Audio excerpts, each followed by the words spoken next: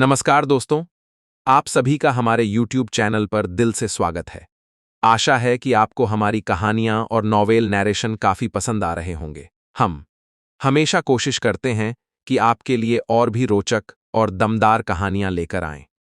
अगर आपको हमारी वीडियो पसंद आती है, तो वीडियो को लाइक करना और कमेंट करके अपनी राय जरूर बताना, क्योंकि आपका हर एक लाइक और हर एक कमेंट हमें और मेहनत करने और भी शानदार कहानियां आपके सामने लाने के लिए प्रेरित करता है। आप सभी के प्यार और समर्थन के लिए दिल से धन्यवाद। तो चलिए, अब शुरू करते हैं। अध्याय 96। मैं एक बार कोशिश करूंगा। स्वर्ग के पथ का पुस्तकालय। ये ड्रैगन स्केल ग्रास है। हमसे गलती हो गई। कुछ देर बाद ओयांग चेंग ने अपने चेहरे पर कड़वी मुस्कान के साथ कहा। तियानिक्सुआन साम्राज्य के एक प्रसिद्ध औषध विक्रेता के रूप में वह हमेशा से दूसरों को सिखाते आ रहे थे। उन्हें यह उम्मीद नहीं थी कि आज उन्हें खुद सिखाया जाएगा। चूंकि यह ड्रैगन स्केल ग्रास है, इसलिए औषधीय जड़ी बूटी विवेक समय परीक्षण के दूसरे दौर को उत्तीर्ण करने वाले आप अकेले हैं। जब तक आपकी साधना का स्तर जेन की स्तर के शिखर या उससे ऊपर है, आप आधिकारिक तौर पर एक प्रशिक्षु औषधालय हैं। ये शब्द सुनकर संताओ की आंखों में आंसू आ गए। वह शायद अब तक के सबसे दुर्भाग्यपूर्ण उम्मीदवारों में से एक थे। एक प्रशिक्षु औषध विक्रेता के रूप में उनकी योग्यता की घोषणा के 10 मिनट से भी कम समय में रद्द कर दी गई और यह किसी और को दे दी गई। क्या वास्तविकता को इतना घिनौना होना जरूरी है? क्या वास्तविकता को मेरे चेहरे पर इतनी जोर से थप्पड़ मारना जरूरी है? हालांकि अंतिम फैसले से असंतुष्ट होने के बावजूद झांग जुबान की अद्भुत याददाश्त को देखते हुए वह अपने आंसू रोकने के लिए मजबूर हो गया। इस तरह के सन की व्यक्ति के साथ परीक्षा देने के लिए उसे अनिच्छा होने के बावजूद भी उसके सामने झुकना पड़ा। बाद में जब परीक्षा समाप्त हो जाएगी तो मैं एक सुनसान जगह ढूंढूंगा और उसे पीटने का मौका तलाशूंगा। आखिर मैं 30 के करीब हूँ, उससे 10 साल बड़ा। मेरी साधना का स्तर उससे कहीं अधिक होना चाहिए। फाइटर 4 दान पिगु स्तर का शिखर उसे सबक सिखाने के लिए ये काफी होगा। जैसे ही उसके मन में ऐसा घिनौना विचार आया, उसने तुरंत दूसरे पक्ष की आवाज सुनी। मेरी वर्तमान साधना का स्तर फाइटर 5 दान डिंगली स्तर का शिखर है। इसके बाद झांग जुबान ने अपनी साधना का स्तर प्रकट किया। गुआंग डांग, संताओ फर्श पर गिर पड़ा। क्या तुम्हें इतना डरावना होना जरूरी है? तुम्हारी याददाश्त तो भयानक है ही, तुम्हारी युद्ध क्षमता भी उतनी ही भयानक होगी। मैं तुम्हें सबक सिखाना चाहता था, शुक्र है तुमने अब अपनी साधना का स्तर प्रकट कर दिया, वरना मैं तो यकीनन सांप के खरबूजे जैसी हालत में पहुंच जाता। ठीक है, ठीक है। प्रशिक्षु औषध विक्रेताओं की श्रेणी में शामिल होने पर बधाई। ये देखकर कि उसकी साधना का स्तर भी नियमों के अनुरूप है, ओयांग चेंग सीधे मुद्दे पर आया और अपनी बाहों से एक प्रतीक चिन्ह निकाला। यह एक प्रशिक्षु औषध विक्रेता का प्रतीक चिन्ह है। इसके साथ आप गिल्ड के बुनियादी स्तर के पुस्तक संग्रह कक्ष में स्वतंत्र रूप से प्रवेश कर सकते हैं। गिल्ड से दवाएं खरीदते समय आपको विशेषाधिकार और प्राथमिकता भी मिलेगी। औषध विक्रेता संघ आमतौर पर बाहरी लोगों को अत्यधिक कीमत पर दवाएं बेचता था। वहीं दूसरी ओर उनके सदस्यों को दवाएं खरीदते समय भारी छूट मिलती थी। हालांकि वह केवल एक प्रशिक्षु औषध विक्रेता था, फिर भी उसे संघ का सदस्य माना जा सकता था। हाँ, झांग जुबान ने खुशी से ओयांग चेंग के हाथों से प्रतीक चिन्ह छीन लिया। उसने प्रशिक्षु की पहचान हासिल करने के लिए इतनी मेहनत इसलिए की थी ताकि वह पुस्तक संग्रह कक्ष में प्रवेश कर सके। अंततः उसने अपना लक्ष्य प्राप्त कर लिया था। साथ ही प्रशिक्षु बनने पर आप किसी औषध विक्रेता के साथ काम करने का विकल्प चुन सकते हैं ताकि आप दवाइयों के बारे में बेहतर जानकारी प्राप्त कर सकें और उनका अध्ययन कर सकें। आपकी प्रतिभा को देखते हुए मुझे विश्वास है कि आप कुछ ही वर्षों में एक सच्चे औषध विक्रेता बन जाएंगे। ये शब्द कहते हुए ओयांग चेंग ने आशा भरी निगाहों से झांग जुबान की ओर देखा। यह बिल्कुल स्पष्ट था कि वह झांग जुबान को अपना शिष्य बनाना चाहता था। इस नौजवान की याददाश्त अद्भुत थी, साथ ही उसकी प्रतिभा भी बेमिसाल थी। अगर उसे सही मार्गदर्शन मिले तो वह जल्द ही कामयाबी की बुलंदियों को छू लेगा। ऐसे शिष्य का साथ उसकी शोहरत बढ़ाने में मददगार साबित होगा। बगल में खड़ा डूमैन भी उन्हीं इरादों से उसे घूर रहा था और उसकी आंखों में चमक थी। उन दोनों की निगाहों को देखकर झांग जुबान ने अपना सिर हिलाया और जवाब दिया, मुझे खेद है, लेकिन फिलहाल मेरा किसी भी औषध विक्रेता का शिष्य बनने का कोई इरादा नहीं है। चाहे कुछ भी हो जाए, वह उनटीन अकादमी के शिक्षक होने के साथ साथ एक पारलौकिक व्यक्ति भी थे। भला वह किसी और के सहायक और शिष्य कैसे बन सकते थे? अगर वह ऐसा कर दे तो यह एक मजाक होगा। प्रशिक्षु बनने के बाद व्यक्ति के पास यह विकल्प होता था कि वह किसी औषध विक्रेता के अधीन काम करना चाहता है या नहीं। लगता है मैं कुछ ज्यादा ही चिंतित हो गया था। तुम अभी प्रशिक्षु बने हो, इसलिए ज्यादा सोचने की जरूरत नहीं है। इस मामले पर ठीक से विचार करने के बाद तुम फैसला ले सकते हो। झांग जुबान के इनकार पर ओयांग चेंग को एहसास हुआ कि उसने कुछ ज्यादा ही जल्दबाजी कर दी थी और उसने शर्मिंदा होकर मुस्कुरा दिया। जी हाँ, आपको इस पर गंभीरता से विचार करना चाहिए। किसी औषध विक्रेता के अधीन सीखना आसान होता है और इस तरह आप एक सच्चे औषध विक्रेता जल्दी बन सकते हैं। डूमान ने सहमति में सिर हिलाया और दूसरे पक्ष के इरादों को भांपते हुए झांग जुबान ने सिर हिलाकर जवाब दिया। अचानक उसे कुछ याद आया और उसने पूछा, क्या हमारे औषधालय संघ में ऐसी कोई गोलियां हैं जो विशेष शारीरिक क्षमता को जागृत कर सकें? उन्होंने पहले एक रिसेप्शनिस्ट से पूछा था, लेकिन उसे जानकारी नहीं थी। हालांकि यहाँ मौजूद ये दोनों लोग असल में प्रतिष्ठित और सम्मानित दवा विक्रेता थे। उन्हें कम से कम उससे थोड़ा ज्यादा तो पता होना चाहिए था। क्या ये गोलियां अद्वितीय शारीरिक संरचनाओं को जागृत करती हैं? ओयांग चेंग और डूमान ने एक पल के लिए एक दूसरे को देखा, फिर ओयांग ने जवाब दिया, है तो सही, लेकिन अलग अलग शारीरिक संरचनाओं को जागृत करने के लिए अलग अलग गोलियों की आवश्यकता होती है। यदि कोई गलती से गलत गोली खा ले तो न केवल उसकी शारीरिक संरचना जागृत नहीं होगी, बल्कि इसके गंभीर दुष्प्रभाव भी हो सकते हैं। संबंधित पुस्तकों को देखने के बाद झांग जुबान को यह बात समझ में आ गई और उसने आगे कहा, तो क्या ऐसी कोई पुस्तकें हैं जो विशिष्ट शारीरिक संरचनाओं और उन्हें जागृत करने के लिए आवश्यक गोलियों से संबंधित हों? क्या आप मुझे उन्हें देखने की अनुमति देंगे? युआन ताओ में सम्राट का वंश था और उसकी अद्वितीय शारीरिक संरचना जागृत होने से पहले उसके लिए ये सुरक्षित था कि कम ही लोगों को इसके बारे में पता हो। ये दोनों दवा विक्रेता ऊपरी तौर पर तो दयालु प्रतीत होते थे, लेकिन मनुष्य का हृदय अथाह होता है। ये कहना कठिन था कि उन्हें ये तथ्य बताने से मुसीबतों का सिलसिला शुरू हो जाएगा या नहीं।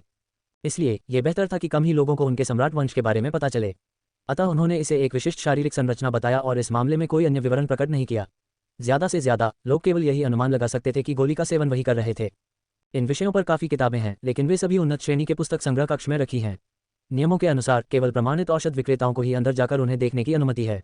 यहाँ तक कि मेरे पास भी आपको उन्हें उधार देने की योग्यता नहीं है। ओयांग चेंग ने अपना सिर हिलाया। उसने जो कहा वो सच है। दवाइयाँ और अनोखे शारीरिक गठन ऐसी चीज़ें हैं जिन पर केवल योग्य औषधविद ही शोध करते हैं। इसीलिए इसे उन्नत श्रेणी के पुस्तक संग्रह में रखा गया है। अगर आप सच में इसे देखना चाहते हैं तो आप हम में से किसी एक के शिष्य बन सकते हैं। अपनी प्रतिभा के बल पर आप 1 साल के भीतर प्रथम सितारा औषधविद की परीक्षा दे सकेंगे। एक बार सफल हो जाने पर क्या फिर भी कुछ ऐसा है जो आपके लिए उपलब्ध न हो? औषध विक्रेता डूमैन ने इस अवसर का लाभ उठाते हुए स्थिति का विश्लेषण करने में उनकी सहायता की। इसके अलावा एक सच्चे औषध विक्रेता को औषध विक्रेता संघ में उदार विशेषाधिकार प्राप्त होते हैं। चाहे वह दवाइयाँ खरीदना हो या जड़ी बूटियाँ ढूंढना, आपकी ज़रूरतों को बाहरी लोगों से ज़्यादा प्राथमिकता दी जाएगी। आपको इस पर ध्यान से विचार करना चाहिए। अगर आप अनाड़ीपन से औषध विक्रेता बनने की कोशिश करेंगे तो इसमें समय लगेगा। आपकी असाधारण प्रतिभा के बावजूद कुछ ही वर्षों में भी आपके लिए सफल होना मुश्किल है। क्या इन्हें उधार नहीं दिया जा सकता? झांग जुबान के चेहरे पर कड़वाहट के भाव स्पष्ट रूप से दिखाई दे रहे थे। क्या इसका यह मतलब नहीं है कि उनकी सारी मेहनत व्यर्थ हो गई? उसने प्रशिक्षु औषध विक्रेता बनने के लिए परीक्षा उत्तीर्ण करने में काफ़ी समय और मेहनत बर्बाद कर दी थी। अगर सुनताओ, वेंजू, अंकल ली और बाकी लोगों को उसके विचार पता चल जाएं, तो उनके मुंह से खून जरूर निकल आएगा।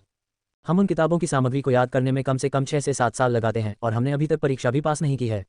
कुल मिलाकर आपने केवल 4 घंटे ही बिताए हैं। क्या आप जानते हैं कि 4 घंटे पहले आपको यह भी नहीं पता था कि एक प्रशिक्षु औषध विक्रेता क्या होता है? क्या आप इसे कड़ी मेहनत कहते हैं? आप इसे कठिन परिश्रम कहते हैं? तो फिर हमारे परिश्रम को क्या कहते हैं? जी हाँ, अगर आप उन्नत स्तर के पुस्तक संग्रह को देखना चाहते हैं तो आपको औषध विक्रेता बनना होगा। ये मुख्यालय का नियम है। अगर आप सचमुच ये जानना चाहते हैं कि आप गोलियों का उपयोग करके अद्वितीय शारीरिक क्षमताओं को कैसे जागृत कर सकते हैं, तो आपको पहले ये सोचना चाहिए कि आप आधिकारिक औषध विक्रेता कैसे बन सकते हैं। ओयांग चेंग ने कहा। उनके अनुसार एक कुशल वैद्य बनने का एकमात्र तरीका किसी सच्चे वैद्य से सीखना था। वे पूरे त्यानिक्सुआन साम्राज्य के सर्वश्रेष्ठ वैद्य थे। झांग जुबान उनके अलावा और किसे चुन सकते थे? जब वह झांग जुबान को प्रशिक्षुता का प्रस्ताव देने ही वाला था, तभी उसने दूसरे पक्ष को बोलते हुए सुना। चूंकि केवल एक औषध विक्रेता ही उन्नत स्तर के पुस्तक संग्रह से पुस्तकें पढ़ सकता है, तो औषध विक्रेता की परीक्षा कैसे होती है? झांग जुबान ने कुछ देर सोचा। चलो, मैं भी कोशिश करके देखता हूँ। हाँ, ये निर्णय बुद्धिमानी भरा है। जब तक तुम मेरा अनुसरण करोगे, मैं तुम्हें संवारने में अपना पूरा प्रयास लगाऊंगा। क्या? अपनी बात पूरी करते करते ओयांग चेंग को एहसास हुआ कि झांग जुबान ने अभी क्या कहा है। उसकी आवाज़ गले में अटक गई और उसकी आंखें, जो उसके सामने खड़े युवक पर टिकी हुई थी, इतनी चौड़ी हो गई मानो अपनी जगह से बाहर निकल जाएंगी। क्या तुमने अभी क्या कहा? अध्याय 97, गोली विवाद, स्वर्ग के पथ का पुस्तकालय। इसे आजमाए। न केवल ओयांग चेंग को ऐसा लग रहा था जैसे दुनिया पागल हो रही हो, बल्कि डूमान और बाकी लोगों को भी चक्कर आने लगे थे। भाई, क्या तुम औषधालयों को बाजार में बिकने वाली पत्ता गोभी और खीरे की तरह आसानी से उपलब्ध समझते हो? एक बार कोशिश करके देखें। क्या आप मेरे साथ खेल रहे हैं? उच्च कोटि के अपर 9 पाथ व्यवसायों में से एक होने के नाते इसमें शामिल होने के लिए किसने कई वर्षों तक अध्ययन नहीं किया और एक आम व्यक्ति की तुलना में कई गुना अधिक प्रयास नहीं किया? फिर भी आपने तो इसे आजमाने के लिए कहा था। अपने सिर। क्या आपको परीक्षा का विषय पता है? क्या आपको पता है कि एक सच्चा औषध विक्रेता कैसे बना जा सकता है? खांसी, खांसी, खांसी। ओयांग चेंग का शरीर लड़खड़ा गया और उसने खून की उल्टी करने की अपनी इच्छा को बड़ी मुश्किल से दबाया। उसने झांग जुबान को गंभीरता से देखा और जवाब दिया, औषध विक्रेता बनने के लिए किसी को औषधीय जड़ी बूटियों का ज्ञान और पहचान करने में सक्षम होना चाहिए। उसे दवा बनाना, उसका सार निकालना और उसे परिष्कृत करना, उसे संघनित करना और गोली का रूप देना आदि भी सीखना होगा। केवल गोली बनाने की प्रक्रिया में ही हजारों विधियां शामिल हैं। परीक्षा पास करना इतना आसान नहीं है। बिल्कुल सही। इसके अलावा दवा बनाने में लौ पर तीक्ष्ण नियंत्रण होना आवश्यक है। किसी भी चरण में कोई गलती हो जाए तो काम असफल हो जाएगा। गंभीरता से सीखने और निरंतर अभ्यास करने से ही सफलता मिलेगी। एक पल के प्रयास से औषध विक्रेता बनना असंभव है। डूमैन ने आगे कहा। बेहद जटिल। झांग जुबान असहाय महसूस कर रही थी। तो क्या मेरे लिए आधे महीने में इसे हासिल करना असंभव है? नौसिखियों की प्रतियोगिता आधे महीने में होने वाली थी। उसका यहाँ आने का उद्देश्य सीधा सा था, युआन ताओ और झाओया की अद्वितीय शारीरिक क्षमता को जगाने वाली एक गोली खोजना, जिससे उनकी साधना में जबरदस्त वृद्धि हो और वे तब जीत हासिल कर सकें। इसलिए उसे आधे महीने के भीतर इस मामले को सुलझाना था। अगर वह ऐसा नहीं कर पाता तो उसके औषध विक्रेता बनने का क्या फायदा? हुआंग यू से बातचीत के बाद उसने अपना लक्ष्य तय कर लिया था। वह था एक गुरु शिक्षक बनना। इस बार लूशुन लाओशी की चुनौती उसके लिए एक अवसर के साथ साथ एक चुनौती भी थी। यदि वह विजयी हो जाता तो यह उसकी क्षमताओं को साबित कर देता और संभवतः उसे किसी गुरु शिक्षक का ध्यान आकर्षित करने का अवसर मिल जाता। औषध विक्रेता की तरह यदि कोई व्यक्ति गुरु शिक्षक बनना चाहता है तो उसे पहले सहायक गुरु शिक्षक बनना पड़ता है। यह एक ऐसी प्रक्रिया थी जिसका उन्हें पालन करना आवश्यक था। यदि किसी को गुरु द्वारा महत्व नहीं दिया जाता तो वह सहायक गुरु कैसे बन सकता है। आधा महीना। उनकी बातें सुनकर भीड़ एक बार फिर स्तब्ध रह गई। ऐसा कौन सा औषध विक्रेता था जो परीक्षा देने का साहस करने से पहले कई वर्षों तक प्रशिक्षु औषध विक्रेता नहीं रहा। फिर भी प्रशिक्षु बनने के तुरंत बाद ही आप औषध विक्रेता बनने की परीक्षा देना चाहते हैं। आधा महीना और आप मजाक कर रहे होंगे। विशेषकर संताओ और जू हुआ के लिए वे बड़ी मुश्किल से ही उस पर अपने जूते फेंकने की इच्छा को दबा पा रहे थे। भाई, क्या तुम्हारे लिए इस तरह का नाटक करना वाकई ठीक है? एक औषध विक्रेता बनना तो प्रशिक्षु बनने से भी कहीं अधिक कठिन है। आपने देखा ही होगा कि अन्य लोग प्रशिक्षु बनने के लिए कितनी जबरदस्त मेहनत कर रहे हैं। आधे महीने में औषध विक्रेता बनना, मुझे लगता है कि आपको इसे अपने विचारों तक ही सीमित रखना चाहिए। झांक जुबान, ज्यादा महत्वाकांक्षी और आत्मसंतुष्ट मत बनो। तुम्हारी उम्र अभी मुश्किल से 20 साल है और 30 साल की उम्र में औषध विक्रेता बनना त्यानिक्सुआन साम्राज्य में अभूतपूर्व है।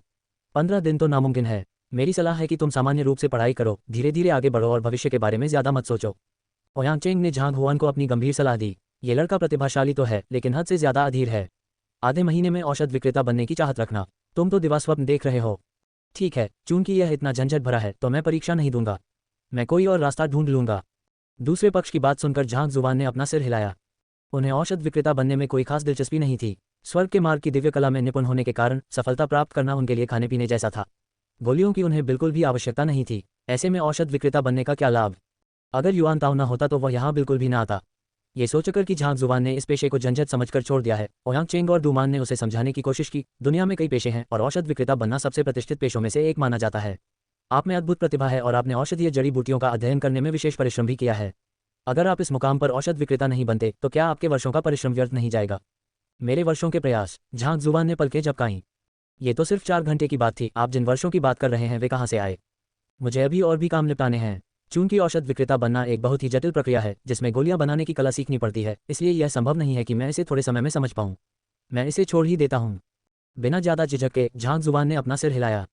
शांत हो जाओ, औषध विक्रेता बनने के कई तरीके हैं। दरअसल दवा बनाने के अलावा भी एक और तरीका है। ओयांग चेंग को अचानक कुछ याद आया और वह बोला, तुम्हारी अद्भुत याददाश्त को देखते हुए ये तरीका तुम्हारे लिए ज्यादा उपयुक्त हो सकता है।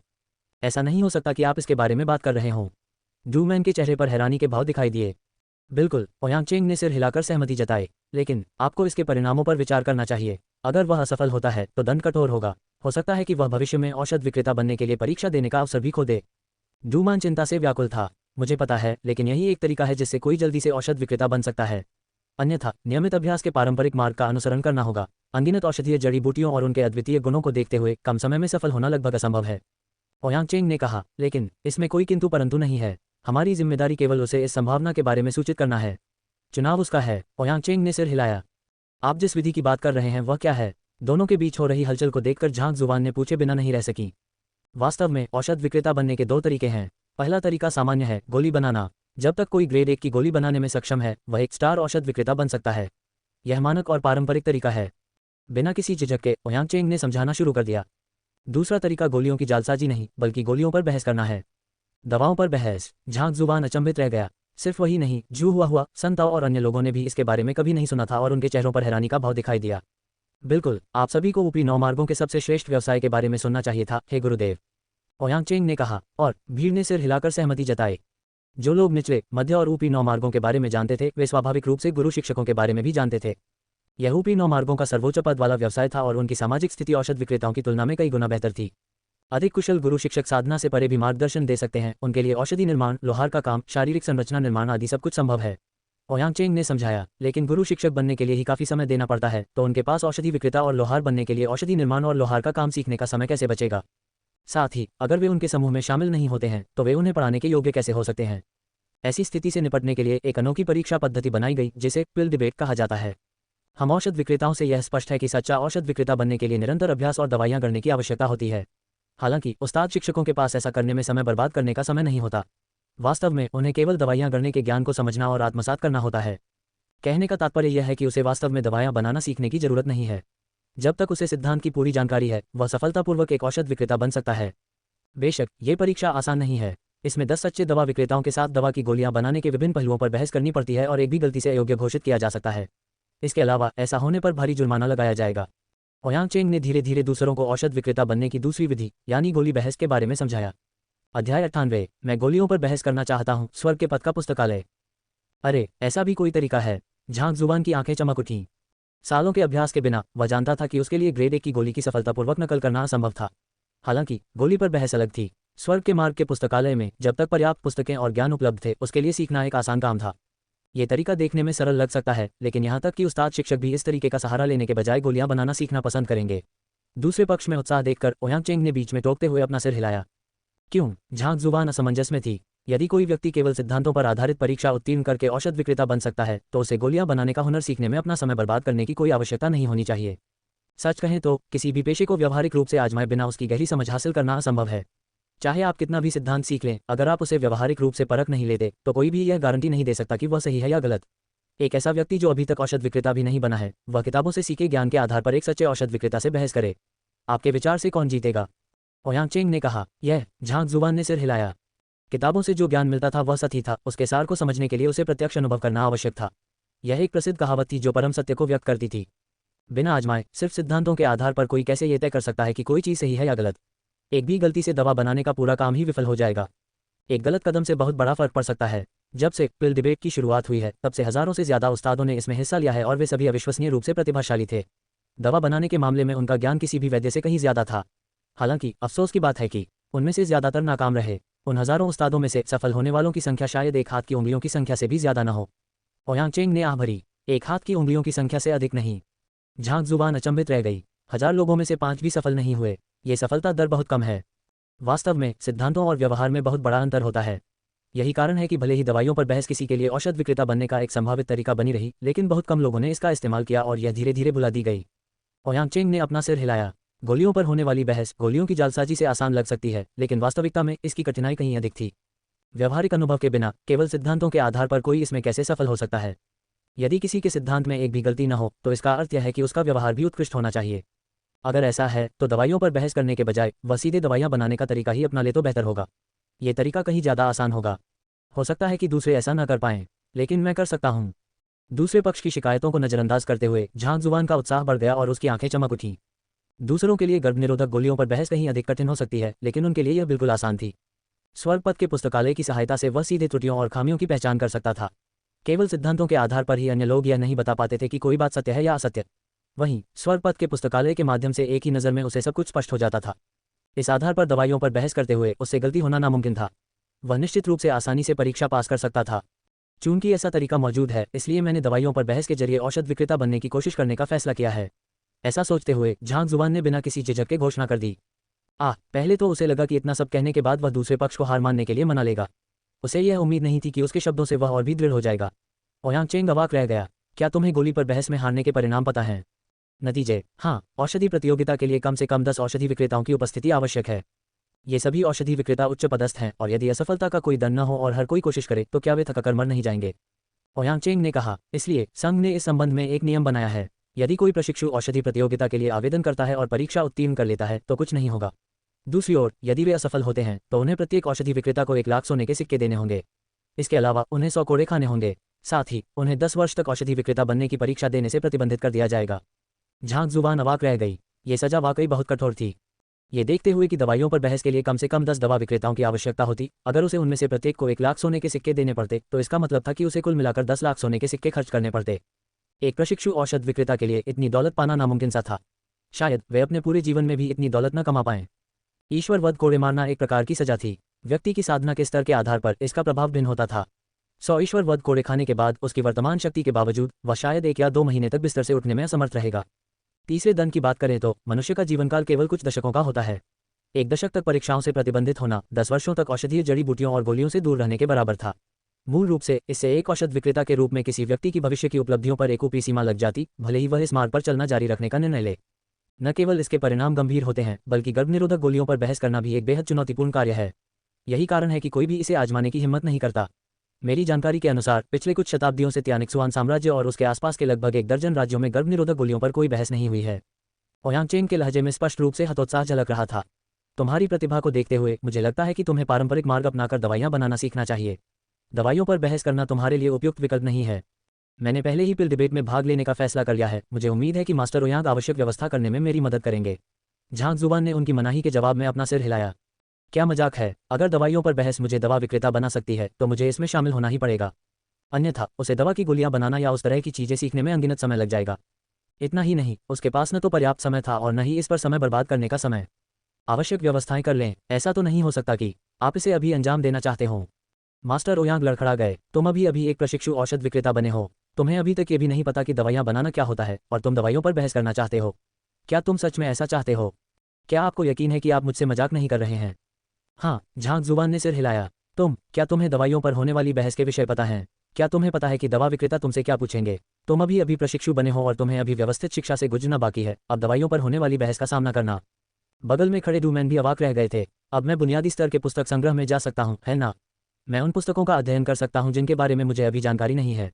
दूसरे पक्ष के चेहरों पर चिंता देखकर झांग जुबान ने जल्दी से समझाया।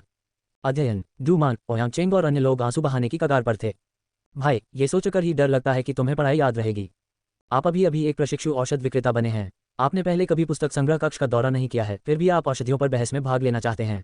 क्या आपको पूरा यकीन है कि आप मेरा मजाक नहीं उड़ा रहे हैं? अल्पविराम। किताबों के संग्रह में लाखों किताबें हैं और उन्हें पूरा देखने के लिए 3 से 5 साल का गहन प्रयास ही पर्याप्त है।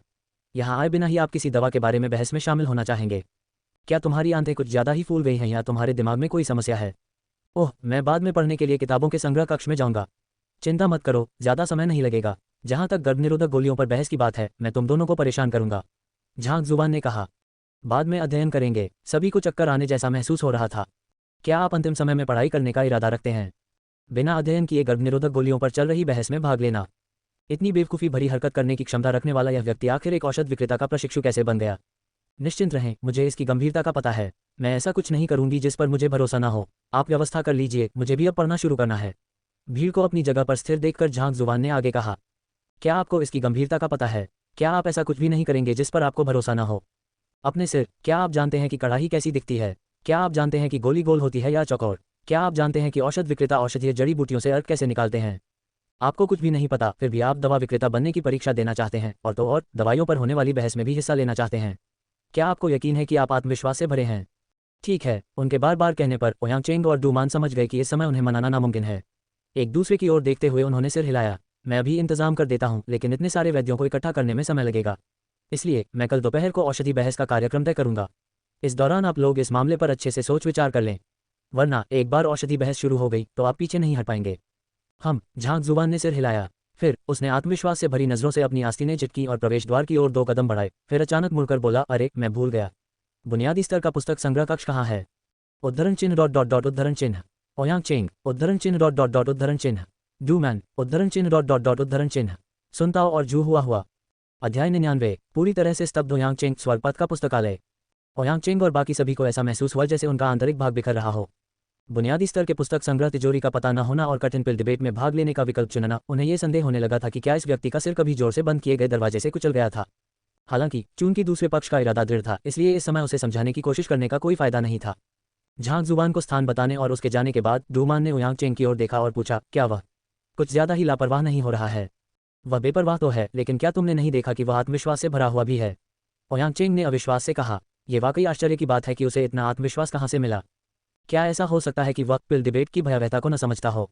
ऐसी परीक्षा पद्धति का जिक्र करते ही डूमैन कांप उठा। भले ही मैं एक स्टार का औषध विक्रेता हूँ, मेरे लिए पिल डिबेट पास करना बिल्कुल असंभव है। दवाइयों पर बहस बेहद भयावह थी। ये 10 दवा विक्रेताओं को एक अकेले व्यक्ति के ज्ञान से चुनौती देने के बराबर थी। किसी का ज्ञान कितना भी गहरा और व्यापक क्यों न हो, वह 10 लोगों के ज्ञान का मुकाबला कैसे कर सकता था? इसके अलावा मुख्य समस्या यह है कि आपने इससे पहले कभी कोई गोली नहीं बनाई है। ये ठीक वैसा ही है जैसे एक जीव विज्ञानी और एक कसाई सुआ को काटने का तरीका समझाने की कोशिश करते समय अंतर करते हैं। आपके सिद्धांत कितने भी उत्कृष्ट क्यों न हो, बिना व्यवहारिक अनुभव के सफलता पाना मुश्किल है। हमने तो इसे इतनी स्पष्ट रूप से बता दिया है, उसके लिए न समझना नामुमकिन ही है। ओयांग चेंग ने सिर हिलाया। ये व्यक्ति सचमुच एक रहस्य है। बिल्कुल सही। पहले राउंड में उसने पूरे अंक प्राप्त किए। दूसरे राउंड में तो उसका पेपर न केवल त्रुटि रहित था, बल्कि उसने हमारी गलतियों को सुधारने के लिए भी पलट कर देखा। इतना ही नहीं, वह भी इतना छोटा है। उसकी याददाश्त और तर्क क्षमता का स्रोत वाकई अद्भुत है। कुछ क्षण पहले जो कुछ हुआ था, उसे याद करके डूमान सदमे से भर गया। उस व्यक्ति का पिछला प्रदर्शन वाकई असाधारण था। औषधीय जड़ी बूटियों को पहचानने की क्षमता के मामले में वह शायद उनसे कहीं अधिक उन्नत था। एक प्रशिक्षु औषध विक्रेता जो स्वयं एक औषध विक्रेता से भी अधिक ज्ञानी था। इसे प्रत्यक्ष रूप से देखे बिना कोई भी इस पर विश्वास नहीं करेगा। दरअसल ये पता लगाना इतना मुश्किल नहीं है कि उसका आत्मविश्वास कहाँ से आया। क्या वह किताबों के संग्रह वाले तहखाने में पढ़ने नहीं गया था? हम किसी को उसके पीछे भेज सकते हैं, बस कुछ ही समय की बात है, वह अपना राज खोल ही देगा। ओयांग चेंग ने कहा। चूंकि उन्होंने गर्भनिरोधक गोलियों पर हुए विवाद में भाग लेने का साहस किया, इसलिए यह निश्चित है कि उन्हें गोलियां बनाने का व्यापक और गहन ज्ञान था। बशर्ते वे किसी को उनके पीछे भेजें तो उनके लिए उनका रहस्य उजागर करना संभव हो जाएगा। तुम सही हो। डूमान ने सिर हिलाया। हाथों से इशारा करते हुए उसने अपने शिष्य को आदेश दिया, हुआ जाओ और देखो कि वह बुनियादी स्तर के पुस्तक संग्रह कक्ष में क्या कर रहा है। कोशिश करो कि तुम्हारी हरकतें शांत और अप्रत्यक्ष हों ताकि वह तुम्हें देख न सके। हाँ, जू हुआ बुनियादी स्तर के पुस्तक संग्रह कक्ष की ओर चल पड़ी। कुछ ही समय बाद प्रशिक्षु औषध विक्रेता अपने चेहरे पर एक अजीब भाव लिए वापस लौटा। क्यों, वह क्या कर रहा है? क्या वह कोई दूरस्थ दवा बनाने की विधि पढ़ रहा है? ओयांग चेंग उसे घूर रहा था। दवाइयों की भट्टी पर हुए विवाद में भाग लेने वाले औषध विक्रेता निश्चित रूप से बेहद कठिन और जटिल प्रश्न उठाते थे, जिससे दूसरों के लिए उनका उत्तर देना मुश्किल हो जाता था। परीक्षा उत्तीर्ण करने के लिए न केवल उनके पास व्यापक ज्ञान होना आवश्यक था, बल्कि दवाइयों की भट्टी बनाने की इन जटिल विधियों की गहरी समझ भी होनी चाहिए थी। वो ऐसा नहीं कर रहा। जू हुआ की आंखें चारों ओर घूम गईं, मानो वो अभी भी जो कुछ उसने देखा था उस पर अविश्वास कर रही हो। वो किताबें पलट रहा है। किताबें पलट रहा है। शायद वह कोई खास किताब ढूंढ रहा है। बताओ, वह कौन सी किताब पलट रहा है? ओयांग चेंग ने अपनी पूछताछ जारी रखी। जब मैं वहां थी तो वह अलमारियों पर रखी दवा बनाने की बुनियादी किताबों के पन्ने पलट रहा था। मैंने चुपके से देखा, वे दवा बनाने की बुनियादी विधियां, औषधीय जड़ी बूटियों का सार कैसे निकालें, औषधीय गुणों को संरक्षित करना, कड़ाही को हिलाने की मार्गदर्शिका और इसी तरह की किताबें थीं। मुझे पकड़े जाने का डर था, इसलिए मैंने उसके पास जाने की हिम्मत नहीं की। जू हुआ ने जवाब देने से पहले कुछ देर सोचा। दवा बनाने की बुनियादी विधियां, औषधीय जड़ी बूटियों का सार कैसे निकाला जाए, औषधीय गुणों को संरक्षित करना, कड़ाही को स्थानांतरित करने के लिए मार्गदर्शिका। यह डूमान और ओयांग चेंग एक दूसरे को हैरानी से देखते रह गए। ये तो प्रशिक्षु औषध विक्रेताओं के लिए सबसे बुनियादी किताबें हैं, ठीक है। ये वो ज्ञान है जो सभी प्रशिक्षु औषध विक्रेताओं को जानना जरूरी है, ठीक वैसे ही जैसे एक इंसान चल फिर और खा सकता है। ये लड़का कल औषधि बहस में भाग लेने वाला है और फिर भी ये अभी ऐसी किताबें पलट रहा है। क्या आपको यकीन है कि आप गलत नहीं हैं? ये कुछ ऐसा है मानो स्वर्ग के सर्वोत्कृष्ट तलवारबाज को द्वंद्वयुद्ध के लिए चुनौती देने के बाद आपको अचानक याद आता है कि आपको एक तलवार खरीदनी थी और उसे चलाना सीखना था। क्या तुम सच में हो? क्या आपको यकीन है कि वह इन किताबों को पढ़ रहा है? इस बात पर विश्वास न कर पाने के कारण ओयांग चेंग ने एक बार फिर पूछा। मुझे पक्का पता नहीं, वो पढ़ता हुआ नहीं बल्कि पन्ने पलटता हुआ लग रहा है। वो सामने से गुजरने वाली हर किताब के पन्ने पलटता है। मुझे समझ नहीं आ रहा कि वो क्या कर रहा है। जू हुआ की आंखों में आंसू आ गए थे। उसे सचमुच समझ नहीं आ रहा था कि दूसरा व्यक्ति क्या कर रहा है। ऐसा लग रहा था मानो वह पागल हो गया हो, पहली पंक्ति से लेकर आखिर तक सारी किताबें पलट रहा हो। ऐसा नहीं लग रहा था कि वह उन्हें पढ़ रहा है या किसी खास किताब को खोज रहा है, तो आखिर वह कर क्या रहा था? किताबें पलटना। क्या वो हर किताब पलट देता है जो उसके सामने से गुजरती है? ओयांग चेंग और डूमान ने अपनी आंखें झपकाईं। उन्हें ये बात बेतुकी क्यों लगी? वह इन्हें कैसे पलट रहा है? हमें दिखाओ, डूमैन ने कहा। ठीक है। संयोगवश कमरे में काफ़ी सारी किताबें भी थीं। जू हुआ आगे बढ़ी, एक दर्जन किताबें उठाईं और उन्हें पलटने लगी। पन्ने पलटने की आवाज़ कमरे में गूंज उठी। हो गया। उन किताबों के पन्ने पलटने के बाद कोई हलचल न देखकर ओयांग चेंग और डूमान की आंखें पूरी तरह से गोल हो गईं। वे स्थिति को समझ नहीं पा रहे थे। जी हाँ, जू हुआ ने सिर हिलाया। बस ऐसे ही काम खत्म होने के बाद वह अगली शेल्फ पर चला जाता है। उद्धरण चिन्ह डॉट डॉट डॉट उद्धरण चिन्ह। ओयांग चेंग और डूमान ने एक दूसरे को घूर कर देखा और एक दूसरे की आंखों में उन्माद देखा। उन्होंने सोचा कि यह आदमी बुनियादी स्तर के पुस्तक संग्रह में अध्ययन करने गया था, लेकिन अंत में वह वहां केवल किताबों के पन्ने पलटने के लिए था। इसके अलावा चाहे दूसरे लोग कितनी भी तेजी से अपनी किताबें पलटें, वे कम से कम ये देखने की कोशिश तो करते हैं कि उसमें क्या है। लेकिन वह भला कोई इतनी तेजी से किताब के पन्ने पलटते हुए क्या देख सकता है? किताब की विषय वस्तु को छोड़ दे तो शायद उसे ये भी नहीं पता कि किताब किस बारे में है। ऐसा तो नहीं हो सकता कि वह ये देखना चाहता हो कि किताबें किस सामग्री से बनी हैं ताकि वह उन्हें जला सके। काफ़ी देर बाद डूमैन ने कुछ शब्द मुश्किल से बोले। इन किताबों को जलाने के अलावा उसे वास्तव में ये बिल्कुल भी पता नहीं था कि उन सभी किताबों को इस तरह पलटने का क्या फ़ायदा था। असंभव। भले ही बुनियादी स्तर के पुस्तक संग्रह में औषधालय संघ के कोई रहस्य न हो, लेकिन इसे यूं ही जला देना भी ठीक नहीं है। एक प्रशिक्षु औषधालय के रूप में उसे इतना जल्दबाजी नहीं करनी चाहिए। ओयांग चेंग ने सिर हिलाया। हालांकि डूमैन की बातें थोड़ी अटपटी लग रही थीं, लेकिन वास्तव में उनके पास इससे बेहतर कोई स्पष्टीकरण नहीं था। उनकी भौहें तन गईं और माथे पर बड़ी बड़ी झुर्रियां पड़ गईं।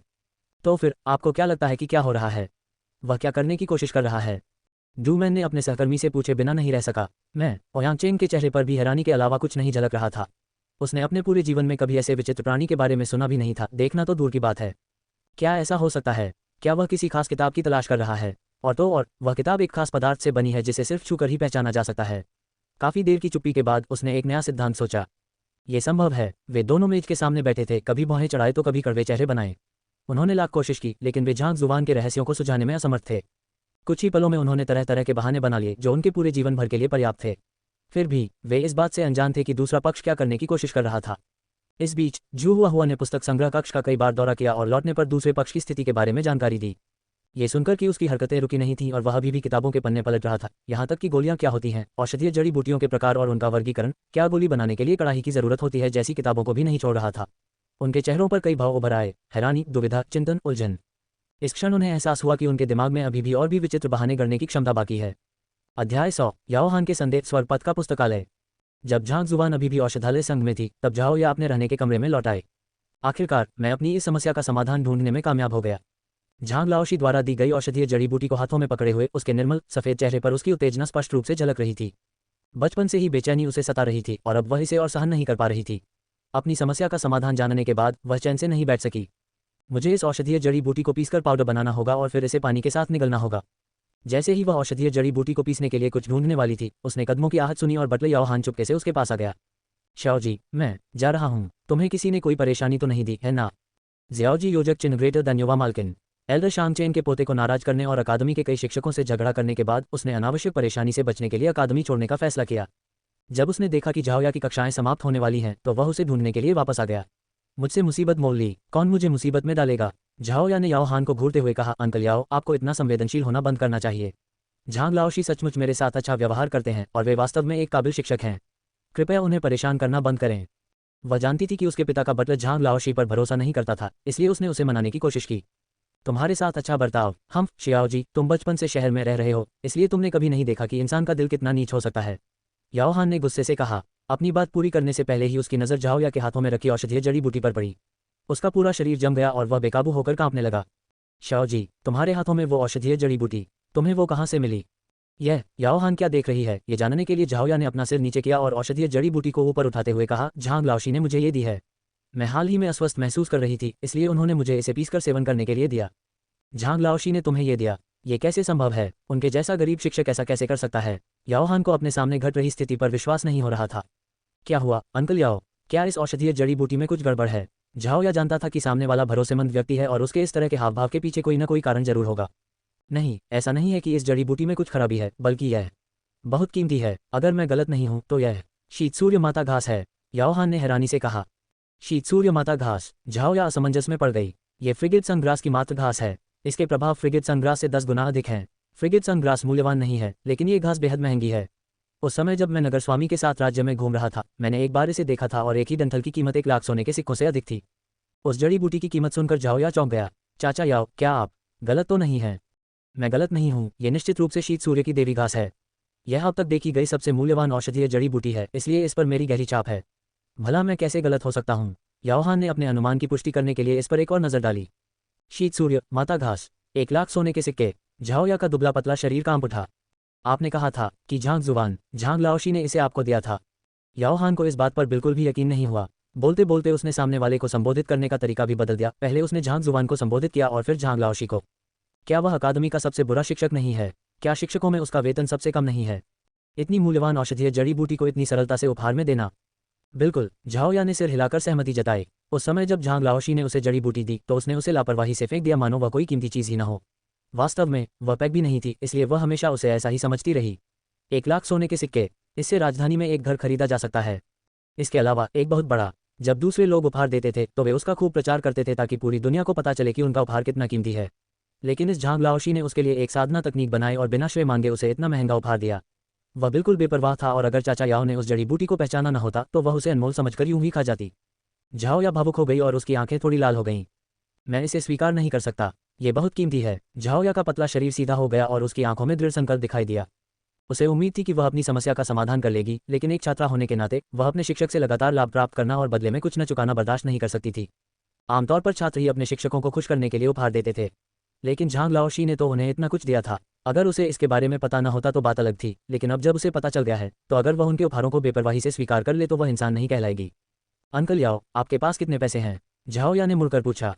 सिर्फ 20,000। याओ हान ने अपनी जेबें टटोली और कई नोट निकाले। वह भले ही बैयू शहर का बटलर हो, लेकिन इस बार उसका मिशन केवल शियाओजी को अकादमी तक पहुंचाना था, इसलिए वह ज्यादा पैसे नहीं लाया था। मुझे दे दो, उसे झट से पकड़कर झाओया ने बिना झिझक के दौड़ लगाई। बेचैनी महसूस करते हुए याओ हान जल्दी से उसके पीछे पीछे चलने लगी। कुछ ही देर में वे कक्षा में पहुंच गए, लेकिन वहां कोई भी दिखाई नहीं दिया।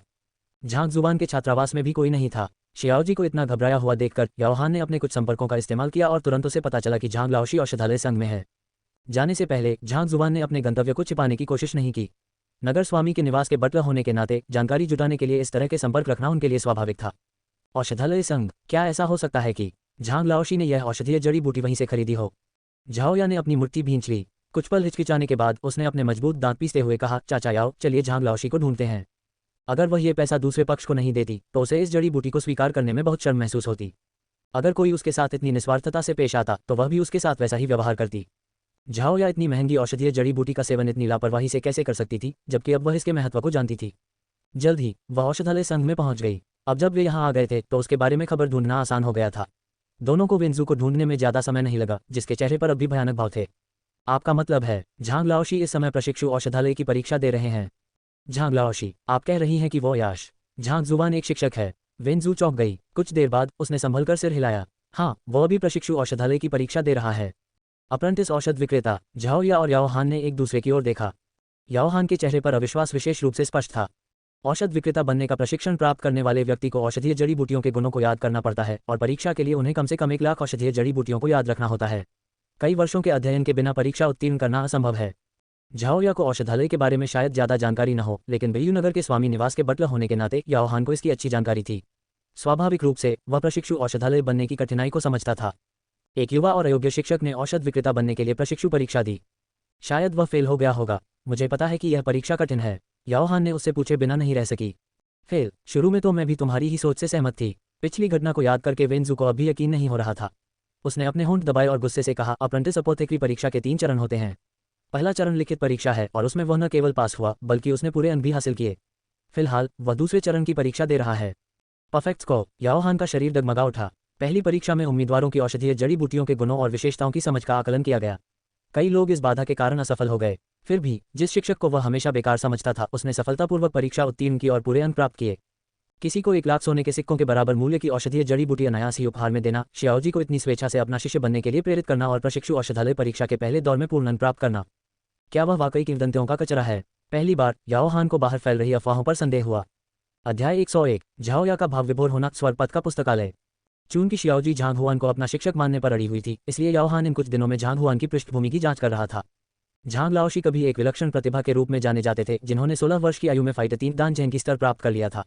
हालांकि उनकी विरासत यहीं रुक गई। तब से वे उसी साधना स्तर पर अटके रहे और समय बीतने के साथ वह प्रतिभाहीन हो गए। 18 वर्ष की आयु में उन्होंने शिक्षक परीक्षा दी और एक ही बार में उत्तीर्ण हो गए। इस प्रकार वे होंटियन अकादमी के सबसे युवा शिक्षक बन गए। उस समय उनका नाम खूब प्रसिद्ध हुआ और अनेक शिक्षकों में ईर्ष्या उत्पन्न हुई। शुरू में उन्हें लगा था कि यह युवा शिक्षक अच्छे परिणाम देगा और बड़ी सफलता प्राप्त करेगा, लेकिन वास्तविकता कड़वी थी। जब उसके शिष्य के अनियंत्रित होने की खबर फैली तो उसके सभी शिष्यों ने उससे पढ़ाई छोड़ दी और वह अकेला रह गया। अंततः उसने शिक्षक योग्यता परीक्षा में 0 अंक प्राप्त किए, जिससे उसकी प्रतिष्ठा और भी धूमिल हो गई। इस प्रकार होंटियन अकादमी का सबसे युवा शिक्षक मजाक का पात्र और सबसे बड़ा निकम्मा बन गया। ये अफवाहें हर जगह फैली हुई थीं, इसलिए उसने सोचा कि यह शियाओजी की ओर से बस एक क्षणिक नादानी थी, लेकिन अगर वह उसे सही ढंग से समझा दे तो वह अपनी गलती का एहसास कर लेगी और इस निकम्मे शिक्षक की असलियत जान जाएगी।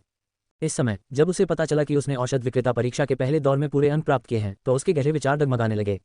औषध विक्रेताओं को औषधीय जड़ी बूटियों का गहन ज्ञान और मानव शरीर की गहरी समझ होनी आवश्यक थी, अन्यथा उनके लिए किसानों के लिए उपयुक्त गोलियां बनाना असंभव होता। तो प्रशिक्षु औषध विक्रेता परीक्षा के पहले दौर को उत्तीर्ण करने वाला व्यक्ति भला किसी छात्र की साधना को अनियंत्रित कैसे कर सकता है? चाहे वह सिद्धांतों में कितना भी अच्छा हो, यदि वह उन्हें व्यवहार में लागू नहीं कर पाता तो ये सब व्यर्थ है। परीक्षा का दूसरा चरण औषधीय जड़ी बूटियों की पहचान का समयबद्ध परीक्षण है। 10 औषधीय जड़ी बूटियों में से यदि वह एक भी गलत पहचान लेता है तो वह परीक्षा में असफल हो जाएगा। वेंजू ने गुस्से से नाक सिकुड़ी। उसे अब भी झांग जुबान के प्रति मन में द्वेष था। शुरू में उसे लगा कि वह एक अयाश है जो जानबूझकर उसका ध्यान आकर्षित करने के लिए ऐसा कर रहा है, लेकिन अंत में वह एक सक्षम व्यक्ति निकला, जिससे उसका चेहरा शर्म से लाल हो गया और वह दूसरे व्यक्ति का सामना करने में असमर्थ हो गई। इसी दौरान उन्होंने 2 लोगों को आते हुए देखा। वे 3 में से 2 थे जिन्होंने परीक्षा के पहले दौर में सफलता प्राप्त की, सन ताओ और कियान वेनमान। कैसा रहा? तुम दोनों ने परीक्षा पास कर ली? वेंजू जल्दी से आगे बढ़ी और उनसे पूछा। प्रशिक्षु औषध विक्रेता की परीक्षाओं में नियमित रूप से भाग लेने वाले उम्मीदवारों के रूप में वे एक दूसरे से अच्छी तरह परिचित थे। नहीं, दोनों ने निराशा में सिर हिलाया।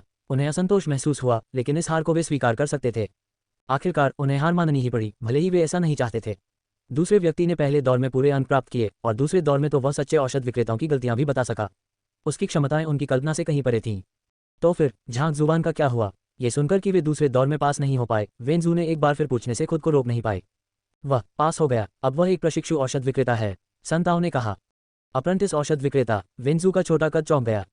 पहले जब वह दूसरे व्यक्ति से बात कर रही थी तब उसे साफ पता चल गया था कि उस व्यक्ति को औषधीय जड़ी बूटियों वगैरह की बिल्कुल भी जानकारी नहीं है। असल में उसे ये भी नहीं पता था कि औषध विक्रेता क्या होता है। शुरू में तो उसे लगा कि परीक्षा के लिए पंजीकरण कराना उसका मजाक है, इसलिए उसके मन में उसके प्रति तिरस्कार का भाव था।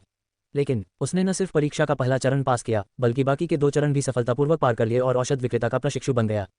इस थप्पड़ से उसके चेहरे पर तेज जलन और चुभन महसूस हुई। उसने इतने वर्षों तक अथक परिश्रम किया, लेकिन अंत में पहले ही दौर में बाहर हो गई।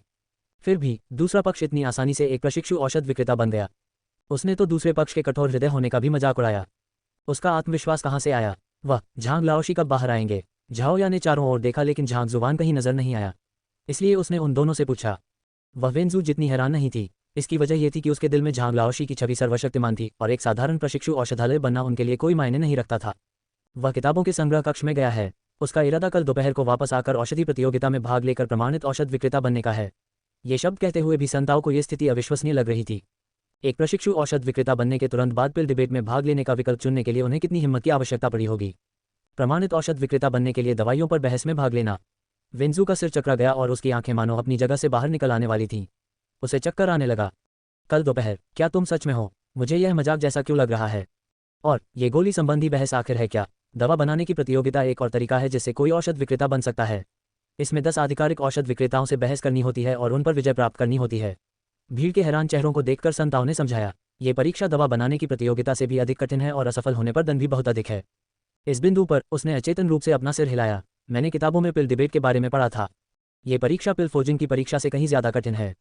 इसमें पिल फोजिंग के व्यवहारिक पहलुओं के ज्ञान में 10 आधिकारिक औषध विक्रेताओं को हराना पड़ता है। यह एक असाधारण रूप से कठिन परीक्षा है। अंकल ली ने अपने सदमे को दबाते हुए संताओं की बात की पुष्टि में सिर हिलाया। साथ ही वे हैरान भी थे। वह इतनी कम उम्र में एक प्रशिक्षु औषध विक्रेता बन सकता है तो उसके पास समय की कमी नहीं होनी चाहिए।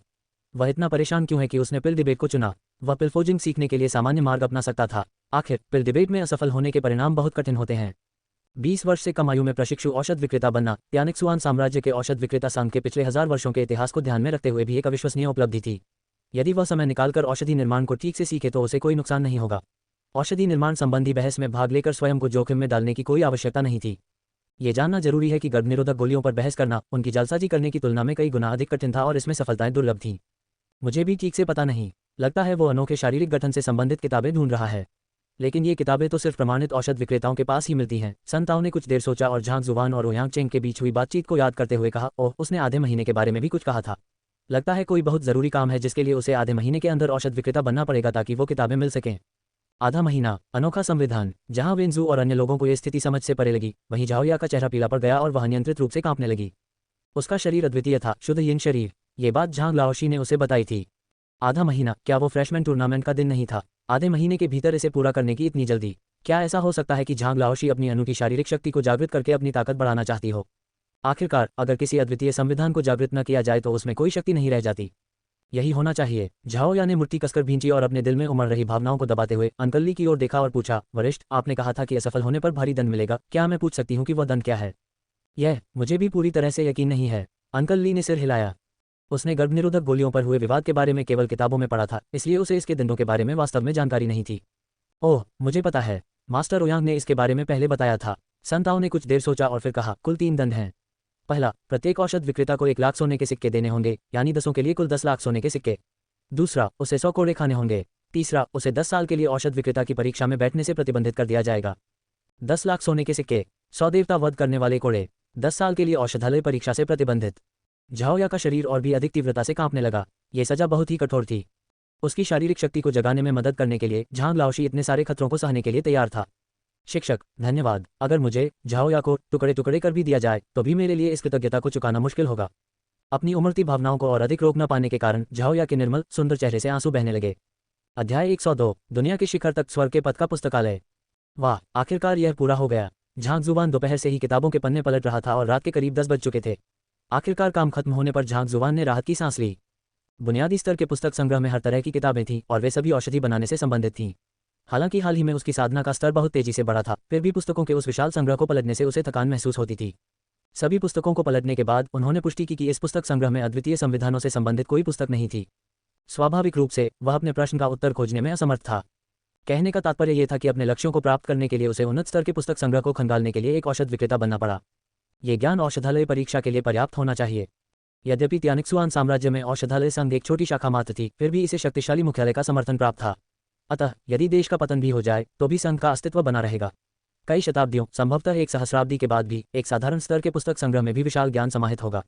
यहाँ तक कि एक सच्चा औषध विक्रेता भी सभी पुस्तकों को समाप्त करके उनमें निहित सभी ज्ञान को अपने लिए आत्मसात नहीं कर सकता। हालांकि झांग जुबान ऐसा करने में सक्षम थी। इतने ज्ञान के साथ यदि वह त्यानिक्सुआन साम्राज्य में दवा बनाने के क्षेत्र में दूसरा सबसे ज्ञानी व्यक्ति होने का दावा करे तो कोई भी स्वयं को पहला होने का दावा करने का साहस नहीं करेगा।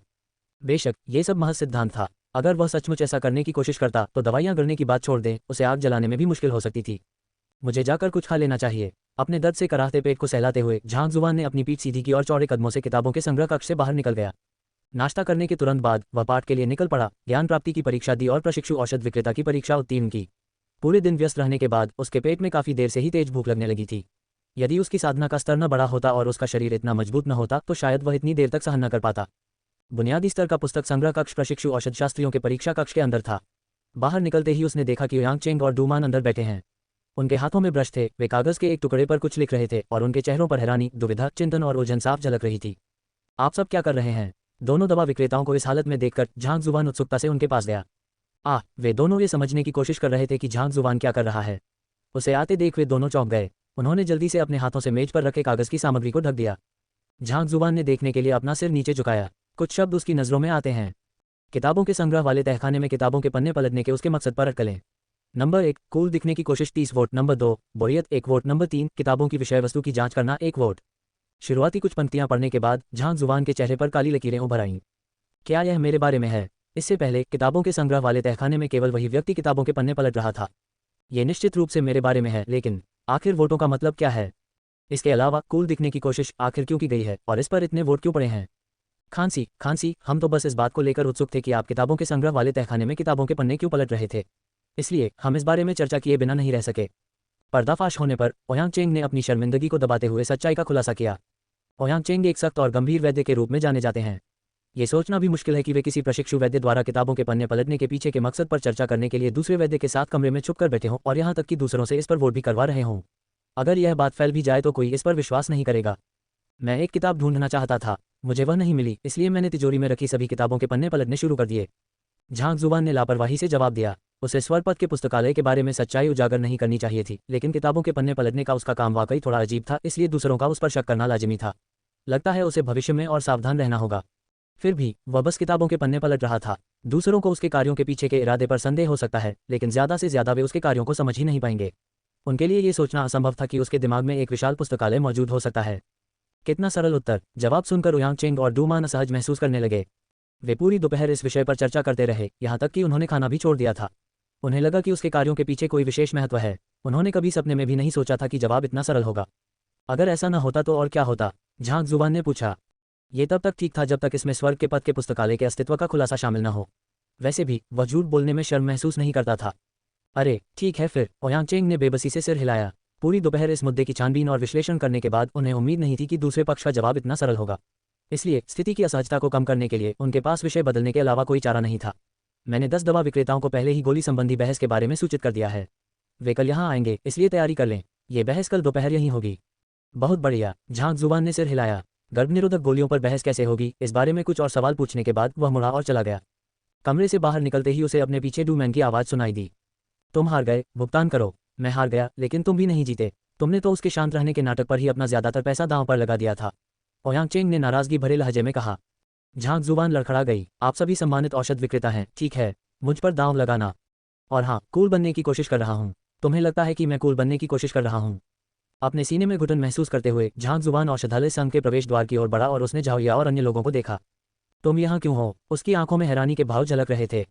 ये औषधालय संघ है, अकादमी नहीं। झाओया यहाँ क्यों होगा? झांग लाओशी, धन्यवाद। उसे देखते ही झाओया अपने अंदर उमड़ रही भावनाओं को दबा नहीं सकी और जमीन पर घुटने टेक दिए। उसकी आंखों में कृतज्ञता झलक रही थी। खड़े हो जाओ, खड़े हो जाओ। तुम मुझे किस लिए धन्यवाद दे रहे हो? झांग जुबान ने भौहें चढ़ाते हुए कहा। इस लड़की के साथ क्या हुआ?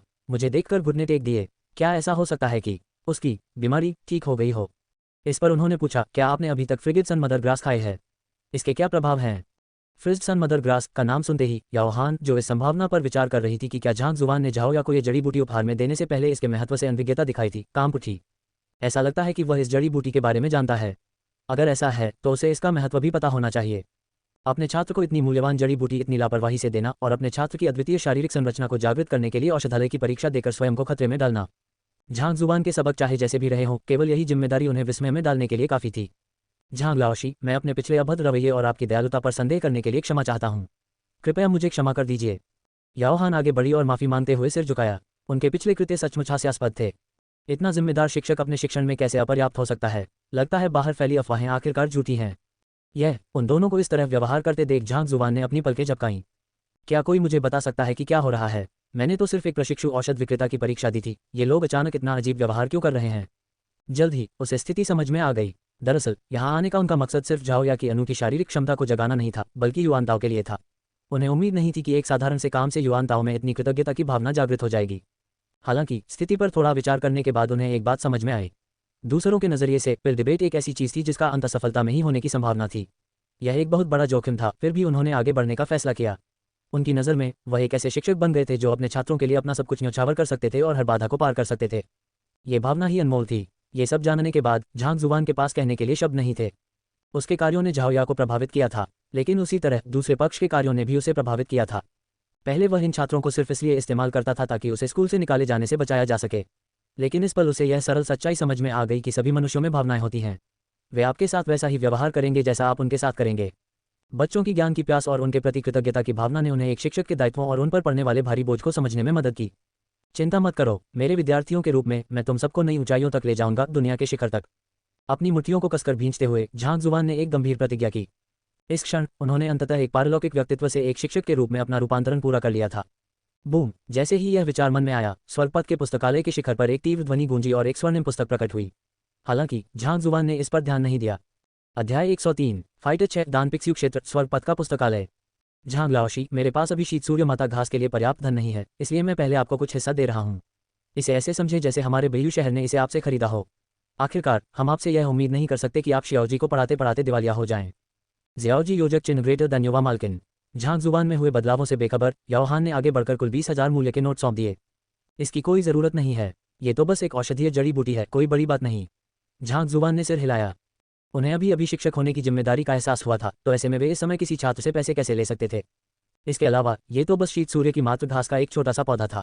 शीत सूर्य की घास की कीमत प्रति पौधे केवल 100 सोने के सिक्कों के बराबर होती है, इसलिए शीत सूर्य की मात्र घास की कीमत भी कुछ खास नहीं होनी चाहिए। उसकी संपत्ति लाखों में थी, तो वह इस मामूली रकम के बारे में क्यों सोचेगा? इसके अलावा उसने बड़ी चालाकी से यह पौधा हासिल किया, इस पर एक पैसा भी खर्च नहीं किया। इसे ऐसे ही देने में उसे जरा भी दुख नहीं हुआ। यह उसकी दृढ़ इच्छाशक्ति देखकर याओहान को अपने पैसे रखने के अलावा कोई चारा नहीं था। प्रभावित होकर उसने कहा, झांग लाओशी, मैं आपकी उदारता से सचमुच बहुत प्रभावित हूँ। 1,00,000 सोने के सिक्कों के बराबर कीमत की जड़ी बूटी यूं ही दे देना, ये सोचकर हंसी आती है कि आप हमारे शियाओजी को धोखा देने की कोशिश कर रहे थे। क्या 1,00,000 सोने के सिक्कों के बराबर? झांग जुबान के होंठ कांपने लगे। क्या इस बर्फीली धूप वाली मात्र घास की कीमत 1,00,000 सोने के सिक्कों के बराबर है? क्या तुम सच में हो? अगर मुझे पता होता कि इसकी कीमत 1,00,000 सोने के सिक्के है, तो मैं आपका पैसा स्वीकार कर लेता। दूसरे लोग अपने शिक्षकों को सम्मान दिखाने के लिए उपहार देते थे, तो फिर जब उसकी बारी आई तो वह उन्हें पैसे क्यों दे रहा था? हाँ, याओहान ने एक अजीब से भाव से देखा। क्या ऐसा हो सकता है कि झांग लाओशी को इसकी कीमत का पता ही न हो? मैं दिल में दर्द होते हुए भी वह जानता था कि इस समय वह अपने शब्दों को वापस नहीं ले सकता। इसलिए उसने एक बार फिर गंभीर चेहरा बना लिया।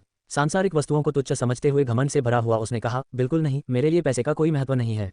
झाओया मेरी शिष्या है और 1,00,000 सोने के सिक्कों के बराबर कीमत वाली जड़ी बूटी तो बस एक छोटी सी बात है। अगर इससे उसे फायदा होता है तो सिर्फ पैसे के लिए इतना संकोच करने की कोई जरूरत नहीं है। जो हो गया सो हो गया, अब उसके पास उसे एहसान बेचने के अलावा कोई चारा नहीं था। शाओजी को सचमुच एक अच्छा शिक्षक मिल गया है। उसका रवैया देखकर याओहान सचमुच उससे बहुत प्रभावित हुआ। इसमें कोई आश्चर्य नहीं कि शियाओजी उसकी लगातार प्रशंसा करती रही। उसके नैतिक मूल्य ही मेरे जैसे दूसरों को विस्मय में डालने के लिए पर्याप्त हैं। किनारे खड़ी वेंजू शर्मिंदगी से इस स्थिति को देख रही थी। काश यहाँ कोई बिल होता तो वह तुरंत उसमें कूद जाती। दूसरा पक्ष इतना नेक और प्रतिष्ठित शिक्षक था, फिर भी उसने उसे अपना पीछा करने वाला समझ लिया और उसके साथ तिरस्कारपूर्ण व्यवहार किया। उसके ये कृत्य सचमुच हास्यास्पद थे। सौभाग्यवश उसका हृदय उदार था और उसने उसकी बदतमीजी पर ध्यान नहीं दिया। अन्यथा एक प्रशिक्षु औषध विक्रेता के रूप में उसकी पहचान ही उसे हमेशा के लिए निष्कासित करने के लिए पर्याप्त थी। चलिए वापस चलते हैं, मुझे कल होने वाली गर्भनिरोधक गोलियों पर बहस की तैयारी भी करनी है। एक ही काम के लिए उसे 1,00,000 सोने के सिक्के खर्च करने पड़े। वैसे भी ये रकम कोई मामूली बात नहीं थी। आखिर इसका भुगतान तो बायू शहर कर रहा था, जाओ या नहीं। रोने की इच्छा को दबाते हुए झांग जुबान सड़क पर निकल गई। जब वह रात का खाना खाकर अकादमी लौटा तब तक आधी रात होने वाली थी। चूंकि मैं अभी तक थकी नहीं हूँ, मुझे ये देखना चाहिए कि मैं पिक्स्यू क्षेत्र में कैसे प्रवेश कर सकती हूँ।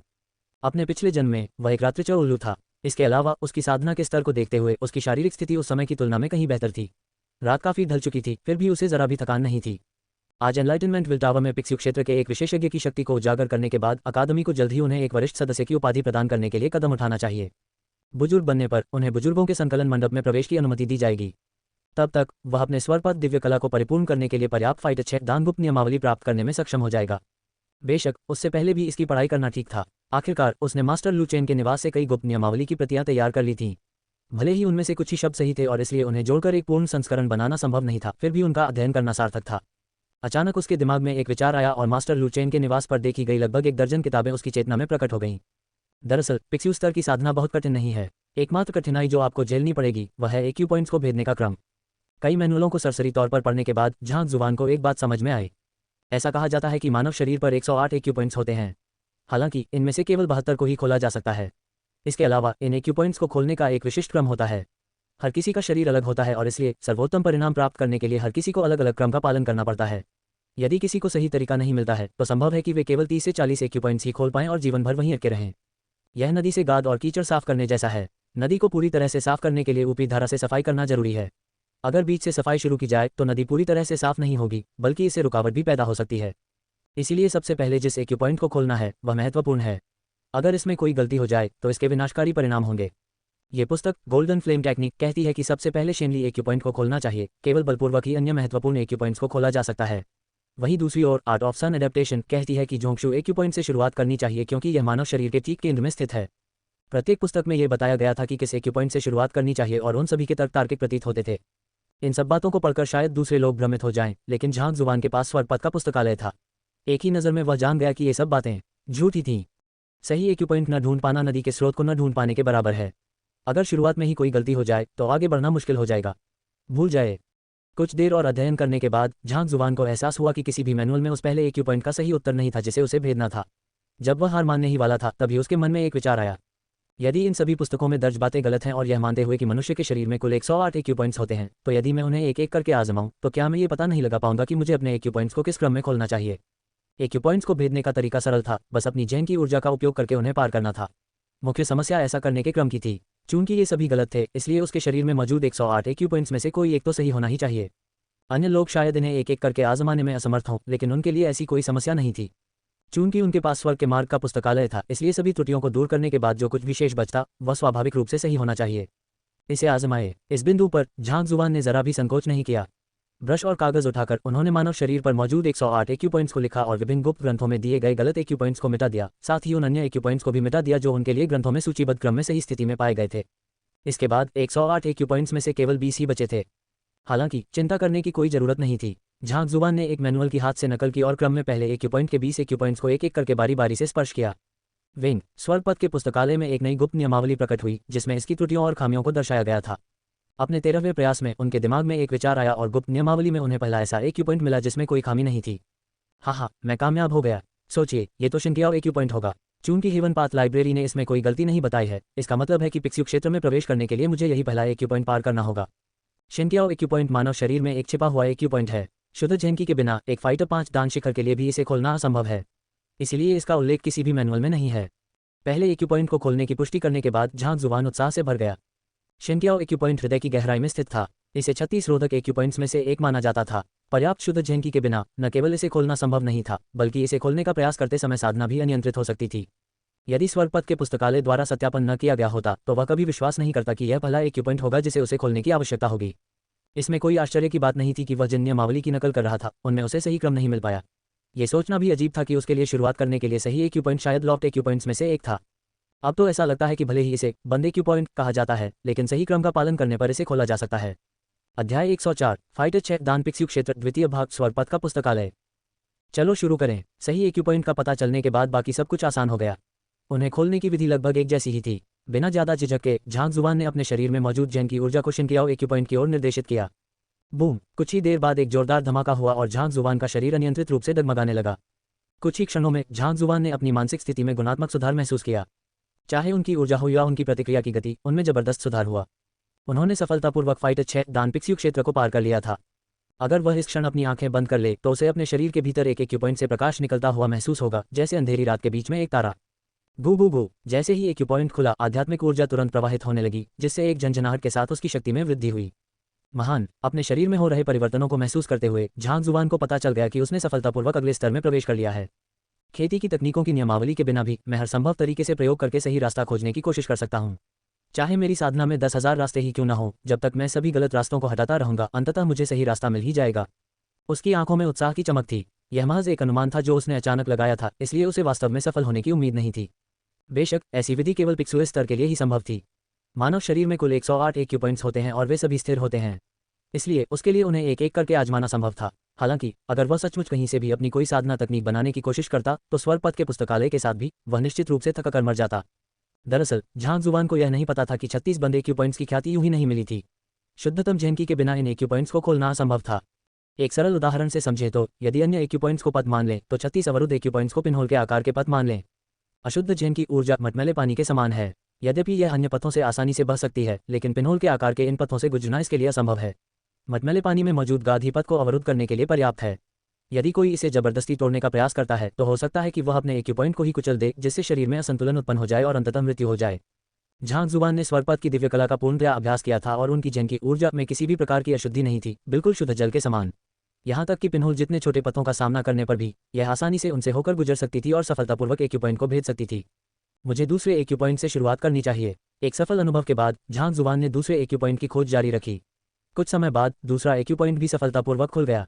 पिक्स्यू क्षेत्र का सबसे कठिन हिस्सा एक्यू पॉइंट्स को सक्रिय करने के लिए सही क्रम खोजना था। एक बार सही क्रम मिल जाने पर पिक्स्यू क्षेत्र में प्रवेश करना बेहद आसान हो जाता था। अल्पिराम अल्पिराम अल्पिराम अल्पिराम अल्पिराम अल्पिराम अल्पिराम अल्पिराम अल्पिराम अल्पिराम अल्पिराम अल्पिराम अल्पिराम। झाओया के निवास पर याओ हान झाओया से कुछ ही दूरी पर बैठा था। शाओजी, मुझे इस झांग लाओशी और अपनी शारीरिक स्थिति के बारे में बताओ। तुम्हें इस औषधीय जड़ी बूटी का सेवन करने की आवश्यकता क्यों है?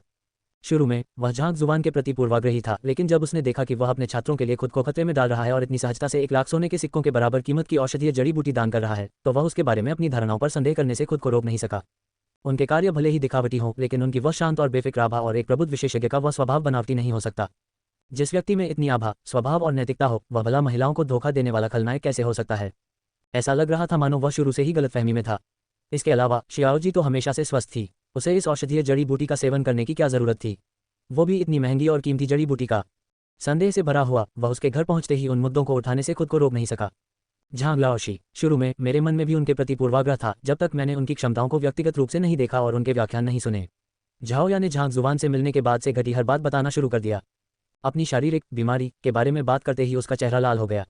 पहले तो वह इस बारे में बात करने में बहुत शर्म महसूस करती। वह सोचती कि कहीं उसे अपने जन्मजात स्वभाव और शरीर से कोई समस्या तो नहीं है, लेकिन झांग लाओशी से सच्चाई जानने के बाद वह अपनी इस झिझक को दूर करने में कामयाब हो गई। शुद्ध यिन शरीर वाली किसी व्यक्ति द्वारा शुद्ध यिन साधना तकनीक का अभ्यास करने से उसके शरीर में यिन ऊर्जा का संचय होता है, और यदि उसकी असाधारण मानसिक दृढ़ता न होती तो वह बहुत पहले ही हार मान लेती। शुद्ध यिन शरीर, शियाओजी के पास शुद्ध यिन शरीर है, ये सोचकर हैरानी होती है कि हमें इसकी जानकारी ही नहीं थी। हमने तो तुम्हें श्वेत जैद शुद्ध कन्या कौशल का अभ्यास भी करवाया था। लड़की को वर्षों से झेलनी पड़ी तकलीफों और लक्षणों के बारे में सुनकर याओ हान का चेहरा पीला पड़ गया। वह झाओया के पिता की पीढ़ी के ही थे और लंबे समय से झाओया को अपनी बेटी की तरह मानते थे। अगर झांग लाओशी ने समस्या की जड़ को न पहचाना होता तो झाओया शायद अब भी दर्द के दलदल में फंसी रहती और उससे बाहर न निकल पाती। इतने समय तक उसके साथ रहने के बावजूद वह इस सबको न समझ पाने के कारण खुद को बहुत दोषी और पछतावा महसूस कर रहे थे। औषधालय संघ में वापस आकर उसने उसे यह कहते सुना था कि उसका शरीर अद्वितीय है। उस समय उसके लिए इसके बारे में पूछना उचित नहीं था। उसने सपने में भी नहीं सोचा था कि यह इस प्रकार का होगा और शुद्ध यिन साधना तकनीक का अभ्यास करने पर ऐसे दुष्प्रभाव होंगे। जब झांग लाओशी इतने काबिल हैं तो उनकी प्रतिष्ठा इतनी क्यों होगी? उस युवती की बातें सुनने के बाद झांग लाओशी एक असाधारण प्रतिभावान व्यक्ति प्रतीत हुए। हालांकि अगर वे इतने असाधारण थे तो उनकी ख्याति बहुत पहले ही दूर दूर तक फैल जानी चाहिए थी। फिर भी उनकी जांच के नतीजे ये क्यों निकले कि वे शिक्षक योग्यता परीक्षा में असफल रहे और यहाँ तक कि एक छात्रा की साधना को भी अनियंत्रित कर दिया। आज लियुयान के मामले के कारण शिक्षा ब्यूरो ने ज्ञानोदय वसीयत परीक्षण आयोजित किया। झाओया ने एनलाइटनमेंट विल्टावा में घटी घटना के बारे में बात करना जारी रखा। क्या आपका मतलब है एल्डर शांगचेन के जानबूझकर किए गए दमन के कारण ही उसकी प्रतिष्ठा इतनी खराब है? झांग लाओशी ने अकादमी की छवि को ध्यान में रखते हुए उसे बेनकाब नहीं किया। उसकी शक्ति पहले से ही पिक्स्यू क्षेत्र के शिखर स्तर की है। याओ हान से हर उठी। अगर उसने ये खबर खुद न सुनी होती तो उसे कभी इस पर विश्वास नहीं होता। एक प्रतिष्ठित अकादमी के शिक्षा ब्यूरो के प्रमुख का इतना बेशर्म होना। दूसरी ओर झांग लाओशी जैसे महान व्यक्ति का होना तो अद्भुत है। ऐसा लग रहा था कि वह वाकई गलतफहमी में था। सिर्फ वही नहीं, सबके मन में उसके बारे में गलतफहमी थी। मैंने एल्डर शांगचेन को कभी नहीं देखा, लेकिन उनका पोता शांग बिन लाओशी स्वार्थी और दुष्ट है। स्वाभाविक रूप से उसका दादा भी उससे बेहतर नहीं हो सकता। अगर किसी और ने शिक्षा ब्यूरो के प्रमुख के बारे में ऐसी अफवाहें सुनी होती तो वे निश्चित रूप से खबर की विश्वसनीयता पर संदेह करते। हालांकि याओ हान को झाओया की बातों पर विश्वास करने में जरा भी संकोच नहीं हुआ। वह शांगचेन से कभी नहीं मिला था, लेकिन वह शांग बिन से मिला था। उसके चेहरे पर लगे घाव दूसरी तरफ से हुए थे। जब पोते का चरित्र ऐसा था तो दादा कितना नेक हो सकता है। एक जैसे स्वभाव वाले पक्षी एक साथ रहते हैं। चाचा याओ, अब जब आपको झांग लाओशी के मामलों के बारे में पता चल गया है तो मुझे उम्मीद है कि आप अब से उनके प्रति अधिक सम्मानजनक व्यवहार करेंगे। अपनी बात समाप्त करने के बाद झाओया ने गंभीर भाव से याओ हान की ओर देखा। चिंता मत करो, तुम्हारे चाचा मूर्ख नहीं हैं। मुझे पता है अब आगे क्या करना है। याओ हान ने सिर हिलाया। अगले ही पल उसका चेहरा गंभीर हो गया। एक शक्तिशाली परिवार के बटले का अधिकार और आत्मविश्वास उससे झलक रहा था और उसने आगे कहा, लेकिन शांग चेन और शांग बिन ने मुझे झांग लाओशी के बारे में गलतफहमियां पैदा करने पर मजबूर किया है और उन्होंने उनकी प्रतिष्ठा को भी धूमिल किया है। मुझे नगर प्रमुख से बात करनी होगी और उन्हें दंडित करवाना होगा। हाँ, ऐसे नीच लोगों को तो सजा मिलनी ही चाहिए। झाओ या ने सिर हिलाकर सहमति जताई। वह वांग यंग से बिल्कुल अलग थी। वांग यंग स्वभाव से विनम्र और ईमानदार थी और नगर के एक सरदार की बेटी होने के नाते उनमें साहसी प्रवृत्ति भी थी। अन्यथा झांग जुआन की दूसरों द्वारा प्रशंसा सुनकर वह क्रोधित होकर उनकी कक्षा में न घुसती। यही वजह थी कि जब उसने याओ हान को ये कहते सुना कि वह उन दोनों को सबक सिखाएगा तो उसने जरा भी संकोच नहीं किया और तुरंत सहमति में सिर हिला दिया। अगर शिक्षा ब्यूरो के इस प्रमुख की वजह से ऐसा न होता तो झांग लाओशी को इस तरह के अन्याय का सामना न करना पड़ता और बाकी दुनिया द्वारा उन्हें उपहास और तिरस्कार की नजरों से न देखा जाता।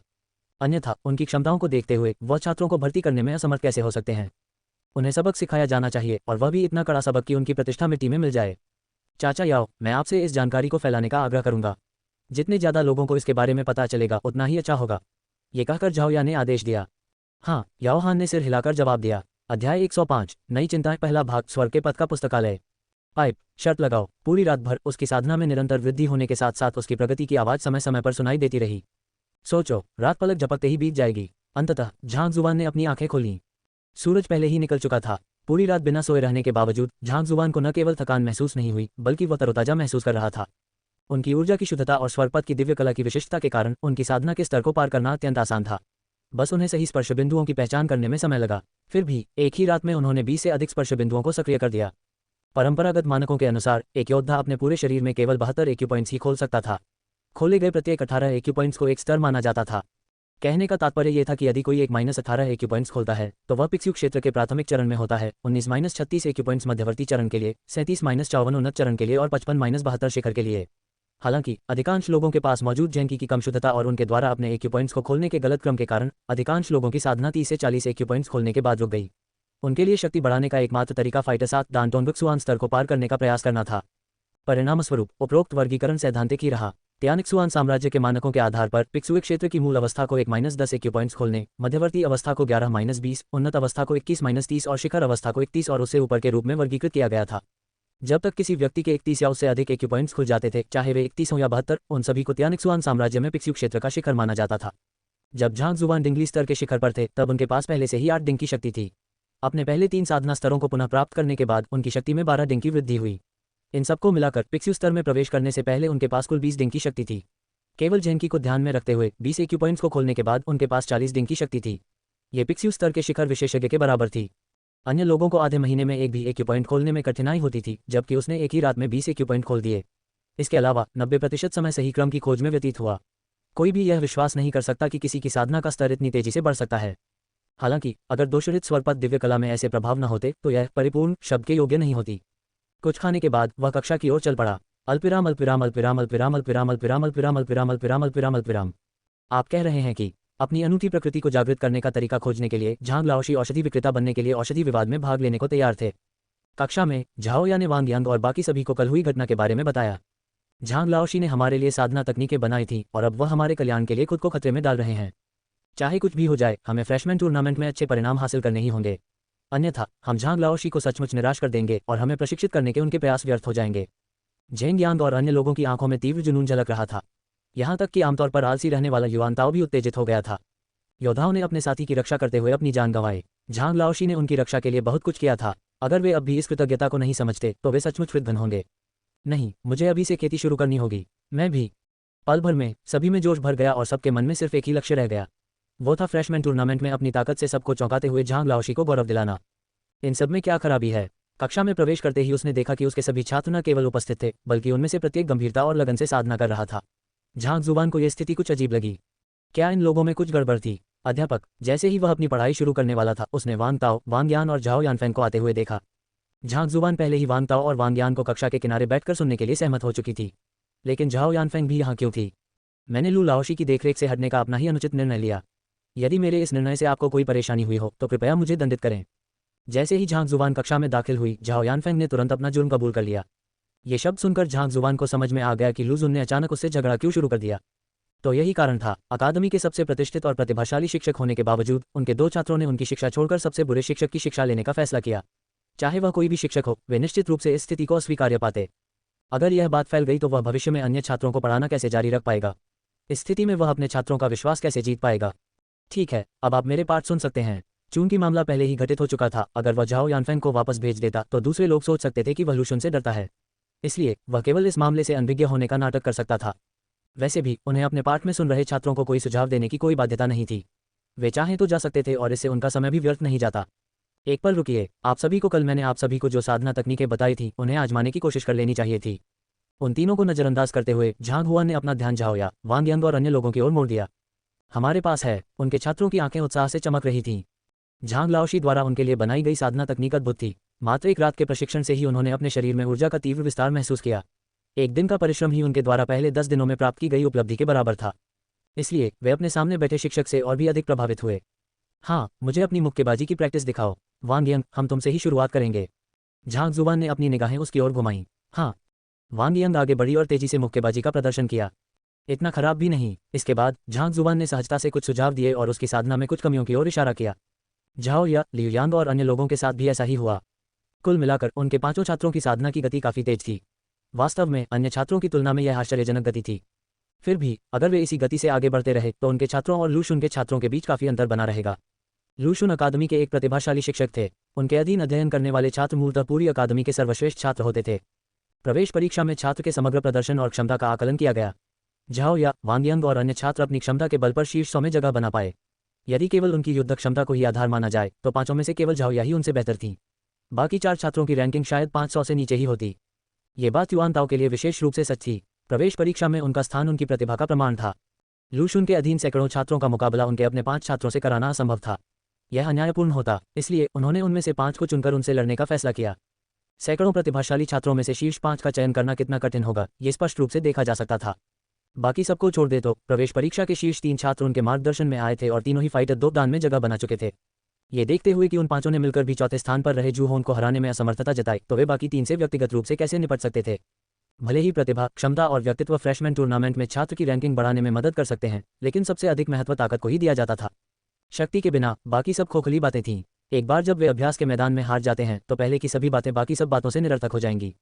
वांग यंग के पैर अभी अभी ठीक हुए हैं और उनका शरीर अभी तक इन बदलावों के अनुकूल नहीं हो पाया है, इसलिए वह अपनी ताकत का सही इस्तेमाल नहीं कर पा रही हैं। 2 महीने के आराम से उनकी हालत में सुधार होना चाहिए, लेकिन आधा महीना, ये तो बहुत मुश्किल है। झेंग यांग अभी अभी अपने सदमे से उबर कर आया है, जिससे भाला चलाने में उसकी महारत तेजी से बढ़ रही है। हालांकि ये संभव है कि प्रथम वर्ष के टूर्नामेंट में हथियारों पर प्रतिबंध हो, क्योंकि यह एक अभ्यास प्रतियोगिता है। उसका ये फायदा ही उसके लिए नुकसानदायक साबित हो सकता है। मुझे इस दौरान उसके निहत्थे लड़ने के कौशल को निखारने का कोई तरीका ढूंढना होगा। साथ ही लियू यांग के दाहिने हाथ की हालत में सुधार होने में कम से कम आधा महीना लगेगा, और तब तक समय सचमुच कम है। स्वर्गपथ के पुस्तकालय के माध्यम से कुछ लोगों की स्थिति को देखते हुए झांग जुबान ने अपनी भौहों को रगड़ा और उसकी चिंता उसके चेहरे पर झलक रही थी। अध्याय 106, नई चिंताएं, द्वितीय भाग, स्वर्ग के पथ का पुस्तकालय। अगर वह उन्हें पारंपरिक तरीके से प्रशिक्षित करता तो उसे पूरा भरोसा था कि वह अपने 5 छात्रों में जबरदस्त सुधार ला सकता था, जिससे पूरा स्कूल आश्चर्यचकित हो जाता। हालांकि फ्रेशमैन टूर्नामेंट के लिए समय पर पहुंचने के लिए आधे महीने के भीतर इसे पूरा करना बहुत ही कठिन काम था। चाहे वह वांग यांग हो, झाओ या हो, झेंग यांग हो, लियू यांग हो या वांग ताओ, उन सभी को शारीरिक समस्याएं थीं। हालांकि वह उन सभी के इलाज का तरीका जानता था, लेकिन इतने कम समय में उनकी समस्याओं को पूरी तरह से हल करना उसके लिए मुश्किल था। स्वर्ग के पथ का पुस्तकालय खामियों को देख सकता था, लेकिन उसने उसे उन्हें दूर करने का सही तरीका नहीं दिखाया। अपने छात्रों द्वारा सामना की जाने वाली समस्याओं को हल करने के लिए उन्होंने जो तरीके अपनाए वे अनगिनत पुस्तकों के अध्ययन के बाद निकाले गए निष्कर्ष थे, इसलिए उन सभी की प्रभावशीलता को केवल औसत दर्जे का ही माना जा सकता है। उनके पास जो थोड़ा समय था वह उनकी समस्याओं को पूरी तरह से हल करने के लिए पर्याप्त नहीं था, और न ही उनकी खेती में तेजी से वृद्धि लाने के लिए। बेशक अगर वह उन्हें स्वर्गपथ की दिव्य कला सिखाता तो उनकी साधना में तुरंत ही जबरदस्त उछाल आता। हालांकि झांग जुबान जानता था कि उसे यह साधना तकनीक किसी और को नहीं सिखानी चाहिए। अपनी क्षमता से अधिक खजाने को अपने पास रखना अपराध था। अगर उसकी साधना तकनीक की खबर फैल जाती तो शायद यह उसके लिए विपत्ति का कारण बन जाता। भले ही स्वर्ग के पथ का पुस्तकालय उसके विरोधियों के मिंगमिंग के स्थानों की पहचान करने में सक्षम हो, लेकिन अगर वह अपनी साधना के स्तर से कहीं ऊपर के दुश्मनों से लड़ रहा हो तो इसका कोई खास उपयोग नहीं होगा। इस तथ्य को एक तरफ रखते हुए कि सच्चे विशेषज्ञों में ऐसी कमजोरी नहीं होती, और अगर होती भी तो अगर वह गति और ताकत के मामले में उनसे मुकाबला करने में असमर्थ होता तो वह उनके महत्वपूर्ण अंगों पर सीधे प्रहार करने पर भी उन्हें नुकसान नहीं पहुंचा पाता। झेंग यांग की समस्या का समाधान थोड़ा आसान है। मैं उसके लिए एक युद्ध तकनीक खोजने की कोशिश कर सकता हूँ। आधे महीने के भीतर वह इसमें कुछ हद तक निपुणता हासिल कर लेगा। यह उसके लिए अधिकांश विरोधियों से निपटने के लिए पर्याप्त होगा। मैंने वांग यांग की टांगों पर अवरुद्ध एक्यूपॉइंट्स को खोलने में मदद की है। हालांकि 2 साल की चोट ने उनके मूलभूत अंगों को गंभीर रूप से नुकसान पहुंचाया है। उनकी नसों और मांसपेशियों को ठीक होने में लंबा समय लगेगा। पारंपरिक तरीकों से उनकी टांगें आधे महीने में पूरी तरह से ठीक नहीं हो सकती और न ही उच्च स्तर तक पहुंच सकती हैं, जब तक कि उनकी टांगों को एक विशेष औषधीय घोल से पोषण न दिया जाए। दूसरी ओर लियुयान को अपनी अवरुद्ध नसों को साफ करने के लिए कुछ गोलियों की जरूरत है। जहां तक झाओ या और युआन ताओ का सवाल है, जैसा कि मैंने पहले विश्लेषण किया है, जब तक मुझे उनकी अद्वितीय प्रकृति को जागृत करने का कोई तरीका मिल जाता है तब तक ये पर्याप्त होना चाहिए। ये सब बातें सुनने में तो आसान लग रही थी, लेकिन इन्हें अमल में लाना मुश्किल साबित होगा। बाकी सब बातों को छोड़ दे तो झेंगियान की समस्या, जो देखने में आसान लग रही थी, असल में पेचीदा थी। उसने भाले चलाने का अभ्यास कई वर्षों तक किया था और शायद उसे निहत्थे हथियारों से लड़ने की तकनीक सीखने में कठिनाई हो। अगर वह युद्ध की तकनीक को आत्मसात नहीं कर पाया तो शायद यही उसकी हार का कारण बन जाए और उसकी युद्ध क्षमता में गिरावट आ जाए। शक्तिशाली युद्ध तकनीकों को सीखने में समय लगता था और कमजोर तकनीकों को सीखना व्यर्थ था। आधे महीने में किसी तकनीक को आत्मसात करना, ये कितना मुश्किल था, ये सभी को स्पष्ट था। झेंगियान की युद्ध तकनीक की बात छोड़ दे तो वांगियन का औषधीय घोल औषधालय में मिल जाना चाहिए। यानी उन चारों की समस्याएं औषधालय में ही हल हो सकती हैं। झांग जुबान की आंखों में दृढ़ संकल्प झलक रहा था। लगता है मुझे आज की पिल डिबेट को हर हाल में पास करना ही होगा। दरअसल निष्कासन का खतरा टल जाने के बाद वह आराम से अपने छात्रों को पढ़ा सकते थे, लेकिन चूंकि लूशुन उनकी प्रतिष्ठा को ठेस पहुंचाने के लिए दौड़ता हुआ आया तो एक गुप्त विधि का इस्तेमाल करने वाले उस्ताद के रूप में वह उसे अपने ऊपर हावी होने की अनुमति कैसे दे सकते थे। नदी 30 साल बाद अपना प्रवाह बदल लेती है जैसी कहावतें सरासर बकवास थीं। बदला अपने आप नहीं लिया जा सकता। चूंकि दूसरा पक्ष बदला लेने को तैयार है, इसलिए जाहिर है कि झांग जुबान उस पर रहम नहीं करेगा। इसके अलावा भले ही ऐसा लग रहा था कि उन्होंने शिक्षा ब्यूरो में मामला सुलझा लिया है और निकट भविष्य में उन्हें बर्खास्त नहीं किया जाएगा, फिर भी बहुत से लोग उनके किसी न किसी रूप में असफल होने का इंतजार कर रहे थे। आखिरकार उन्होंने एक शिक्षक के रूप में स्कूल के नेतृत्व की गरिमा को ठेस पहुंचाई और स्कूल में एक बड़ा घोटाला खड़ा कर दिया। लोग पहले से ही इस बात पर चर्चा कर रहे थे कि स्कूल को अपने कर्मचारियों का चयन करना नहीं आता। कोई भी संगठन अपने बीच एक ऐसे व्यक्ति को बर्दाश्त नहीं करेगा जो हमेशा खतरे की घंटी बजाता रहे। अगर वह फ्रेशमैन टूर्नामेंट में अपनी जगह बनाने में नाकाम रहता है तो उस पर हर तरह का दबाव आ जाएगा, जिससे उसका जीवन कठिन हो जाएगा।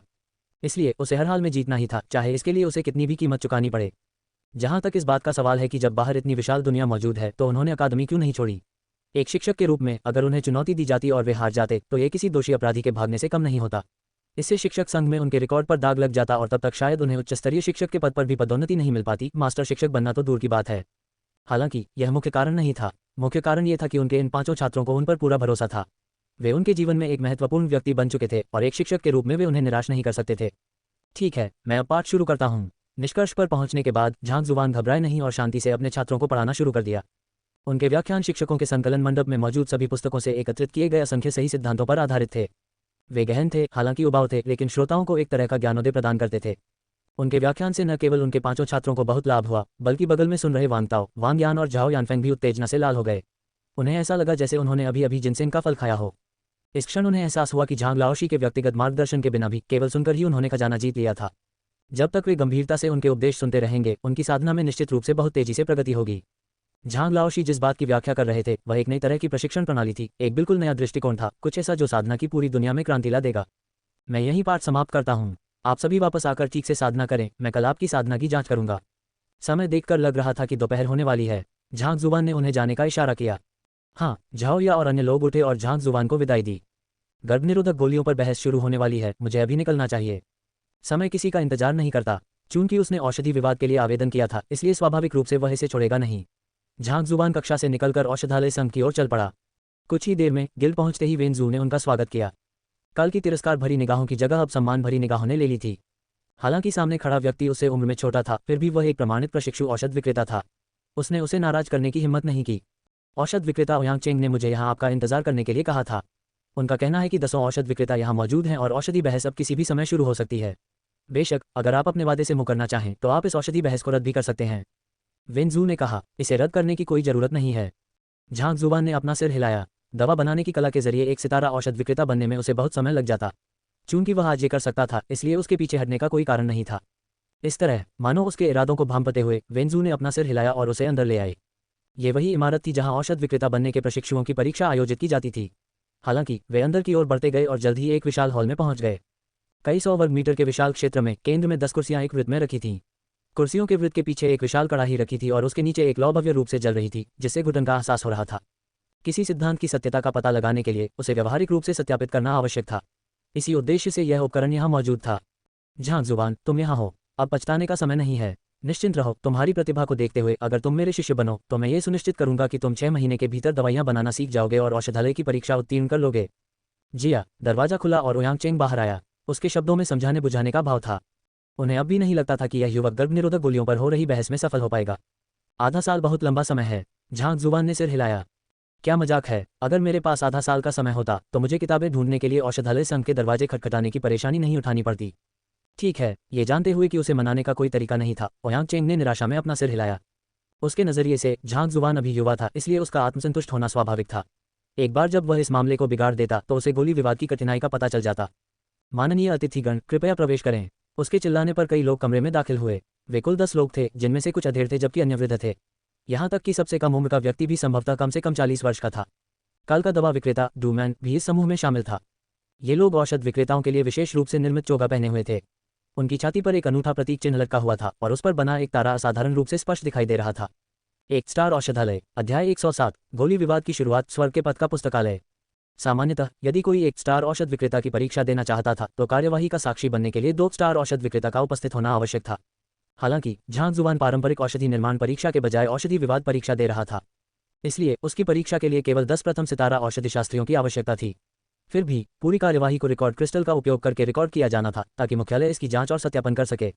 वास्तव में कुछ प्रशिक्षु औषधिशास्त्री भी इसे देखने के लिए योग्य थे और यदि यह साबित हो जाता कि कुछ परीक्षकों ने परीक्षार्थी के प्रति नरमी बरती है तो कार्यवाही में शामिल सभी औषधिशास्त्रियों को उनके पद से हटा दिया जाएगा और निष्कासित कर दिया जाएगा। यही वजह थी कि गर्भनिरोधक गोलियों पर बहस के दौरान किसी ने भी दूसरों के प्रति नरमी बरतने की हिम्मत नहीं की। परीक्षार्थी का समर्थन करने वाली शक्ति चाहे कितनी भी प्रबल क्यों न हो, वे ऐसा करने में असमर्थ और अनिच्छुक थे। गिल्ड लीडर ओयांग, आपने कहा था कि कोई पिल डिबेट में भाग लेना चाहता है। ये तो यह नौजवान लड़का नहीं हो सकता है ना? बैठते ही उन्होंने झांग जुबान की ओर देखा और उनके चेहरों पर एक अजीब भाव आ गया। एक वैद्य ने पहल करते हुए उन सभी के संदेह ओयांग चेंग के सामने रखे। जिन लोगों ने पिल डिबेट में भाग लिया वे या तो कुशल शिक्षक थे या ऐसे विद्वान जो गोलियों और दवाओं के बारे में अच्छी तरह जानते थे। सूचना मिलने पर सभी ने सोचा कि यह कोई बुजुर्ग व्यक्ति होगा। उन्होंने सपने में भी नहीं सोचा था कि वे एक ऐसे युवक को देखेंगे जिसकी उम्र मुश्किल से 20 साल है। गिल्ड लीडर ओयांग, क्या आप वाकई हमसे मजाक नहीं कर रहे हैं? क्या आप सचमुच हमें बेवकूफ़ नहीं बना रहे हैं? नकली गोलियां बिल्कुल सफ़ेद शराब की तरह होती हैं। शराब जितनी पुरानी होती है उसकी खुशबू उतनी ही तेज़ होती है। उम्र भले ही ज़्यादा मायने न रखती हो, लेकिन कई वर्षों के शोध का अनुभव रखने वाला व्यक्ति निश्चित रूप से उस व्यक्ति से बेहतर स्थिति में होता है जिसने अभी अभी इस विषय का अध्ययन शुरू किया हो। एक युवक जिसकी उम्र 20 साल भी नहीं है, वह गर्भनिरोधक गोलियों पर बहस करना चाहता है। अगर वह अपनी माँ के गर्भ से ही सीखना शुरू कर दे तो वह कितना सीख सकता है? झांग जुबान भले ही युवा हो, लेकिन उसे औषधीय जड़ी बूटियों का गहरा ज्ञान है। उसने तो प्रशिक्षु औषधालय की लिखित परीक्षा में भी पूरे अंक प्राप्त किए। सबके चेहरों पर संदेह के भाव देखकर ओयांग चेंग ने समझाया, पूर्ण अंक, इसका कोई मतलब नहीं है। अप्रेंटिस औषधालय का लिखित प्रश्नपत्र केवल जड़ी बूटियों के औषधीय गुणों, उनके वर्गीकरण और विशेषताओं के बारे में छात्र की समझ का आकलन करता है। पूरे अंक प्राप्त करने का मतलब केवल यह है कि उसकी नींव मजबूत है। हालांकि इसके आधार पर दवाइयों पर बहस करना और हम सभी को इसके लिए बुलाना, क्या आप कुछ ज़्यादा ही लापरवाह नहीं हो रहे हैं? दवा बनाने की कला सिर्फ औषधीय जड़ी बूटियों के गुणों और उनके वर्गीकरण को समझने तक सीमित नहीं है। यह उससे कहीं अधिक गहन है। दवा बनाने की कला को महसूस करना और समझना आवश्यक है। यदि कोई व्यक्ति सिर्फ कुछ बुनियादी बातें जानने के आधार पर औषध विक्रेता बनने की उम्मीद रखता है तो क्या वह कुछ ज़्यादा ही आशावादी नहीं है? भीड़ ने तिरस्कार और घृणा से भरे स्वरों में अपनी प्रतिक्रिया दी। लिखित परीक्षा प्रशिक्षु औषधालय के लिए आयोजित एक साधारण परीक्षा मात्र थी। आधिकारिक औषधालय अक्सर औषधीय जड़ी बूटियों के संपर्क में आते थे और उनमें पूरे अंक प्राप्त करने का कोई महत्व नहीं था। इतने सारे लोगों को बोलने का मौका मिलने से पहले ही उसके साथ तिरस्कारपूर्ण व्यवहार करते देख झांग जुबान थोड़ा असहाय महसूस करने लगा। अगर किसी औषध विक्रेता का कौशल उसकी उम्र के अनुपात में होता तो आप उनमें से कुछ को कब्रों से ही खोदकर निकाल सकते थे। दवाएं गणना, अगर वे ऐसा करते करते खुद राख में न बदल जाते तो वे वाकई बहुत शक्तिशाली होते। खांसी, झांग जुबान ने दवा विक्रेताओं के बीच मची हलचल को रोकते हुए खांसा और बोला, गिल्ड लीडर ओयांग ने आप सबको यहाँ उम्र की बात करने के लिए नहीं बुलाया है। मैं भले ही जवान हूँ, लेकिन इसका मतलब यह नहीं कि मैं दवाइयाँ बनाने में आप सबसे कमतर हूँ। क्या तुम हम सबके बराबर हो? तुम तो दवा विक्रेता भी नहीं हो, फिर भी इतने घमंडी हो कि हमें नीचा समझते हो। युवाओं को विनम्र होना चाहिए। गोलियों के बारे में ज़्यादा जानकारी न होने के बावजूद आप गोलियों पर बहस करने का साहस दिखा रहे हैं। आप वाकई साहसी हैं। अहंकारी व्यक्ति, जब कुछ ही क्षणों में गर्भनिरोधक गोलियों पर बहस शुरू होगी तो मुझे उम्मीद है कि तुम तब भी उतनी ही सहजता से बात कर पाओगे जितनी सहजता से तुम अभी कर रहे हो। ... जैसे ही उसने बोलना शुरू किया उनके सारे तीर उसी की ओर आ उठे। उन सभी के चेहरों पर गहरी शिकन थी क्योंकि वे अपने शब्दों से उसे टुकड़े टुकड़े करने की कोशिश कर रहे थे। दवाइयों पर बहस वास्तव में 10 दवा विक्रेताओं की बुद्धिमत्ता को एक ही व्यक्ति के ज्ञान से चुनौती देने के बराबर थी। ओयांग चेंग के आह्वान पर यहाँ एकत्रित हुए सभी औषध विक्रेता त्यानिक्सुआन साम्राज्य के प्रसिद्ध व्यक्ति थे और उनमें से प्रत्येक का उच्च पद था।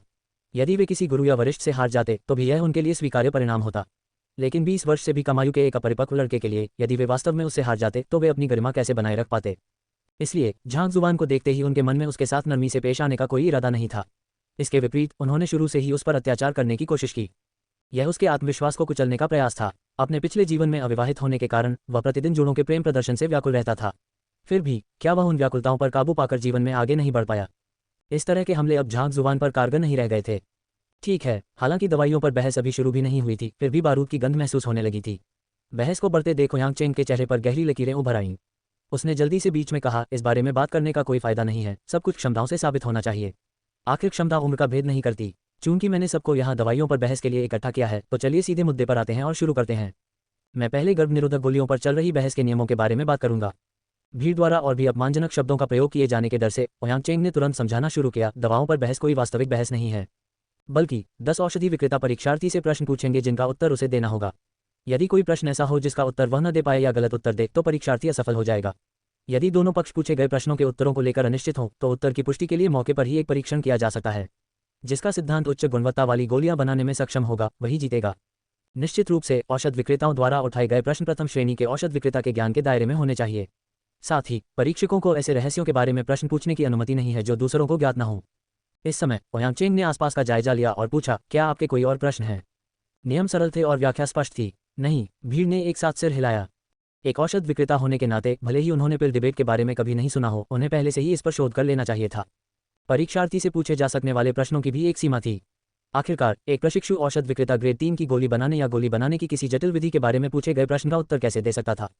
चूंकि कोई सवाल नहीं है, तो चलिए। ओयांग चेंग ने शान से अपना हाथ उठाया और जैसे ही वह गर्भनिरोधक गोलियों पर बहस शुरू करने की घोषणा करने वाला था, झांग जुबान भौहें चढ़ाकर खड़ी हो गई। एक पल रुकिए। क्यों? क्या अब तुम्हें डर लग रहा है? अब तो बहुत देर हो चुकी है। अब आपके लिए अपने फैसले पर पछतावा करने का कोई फायदा नहीं।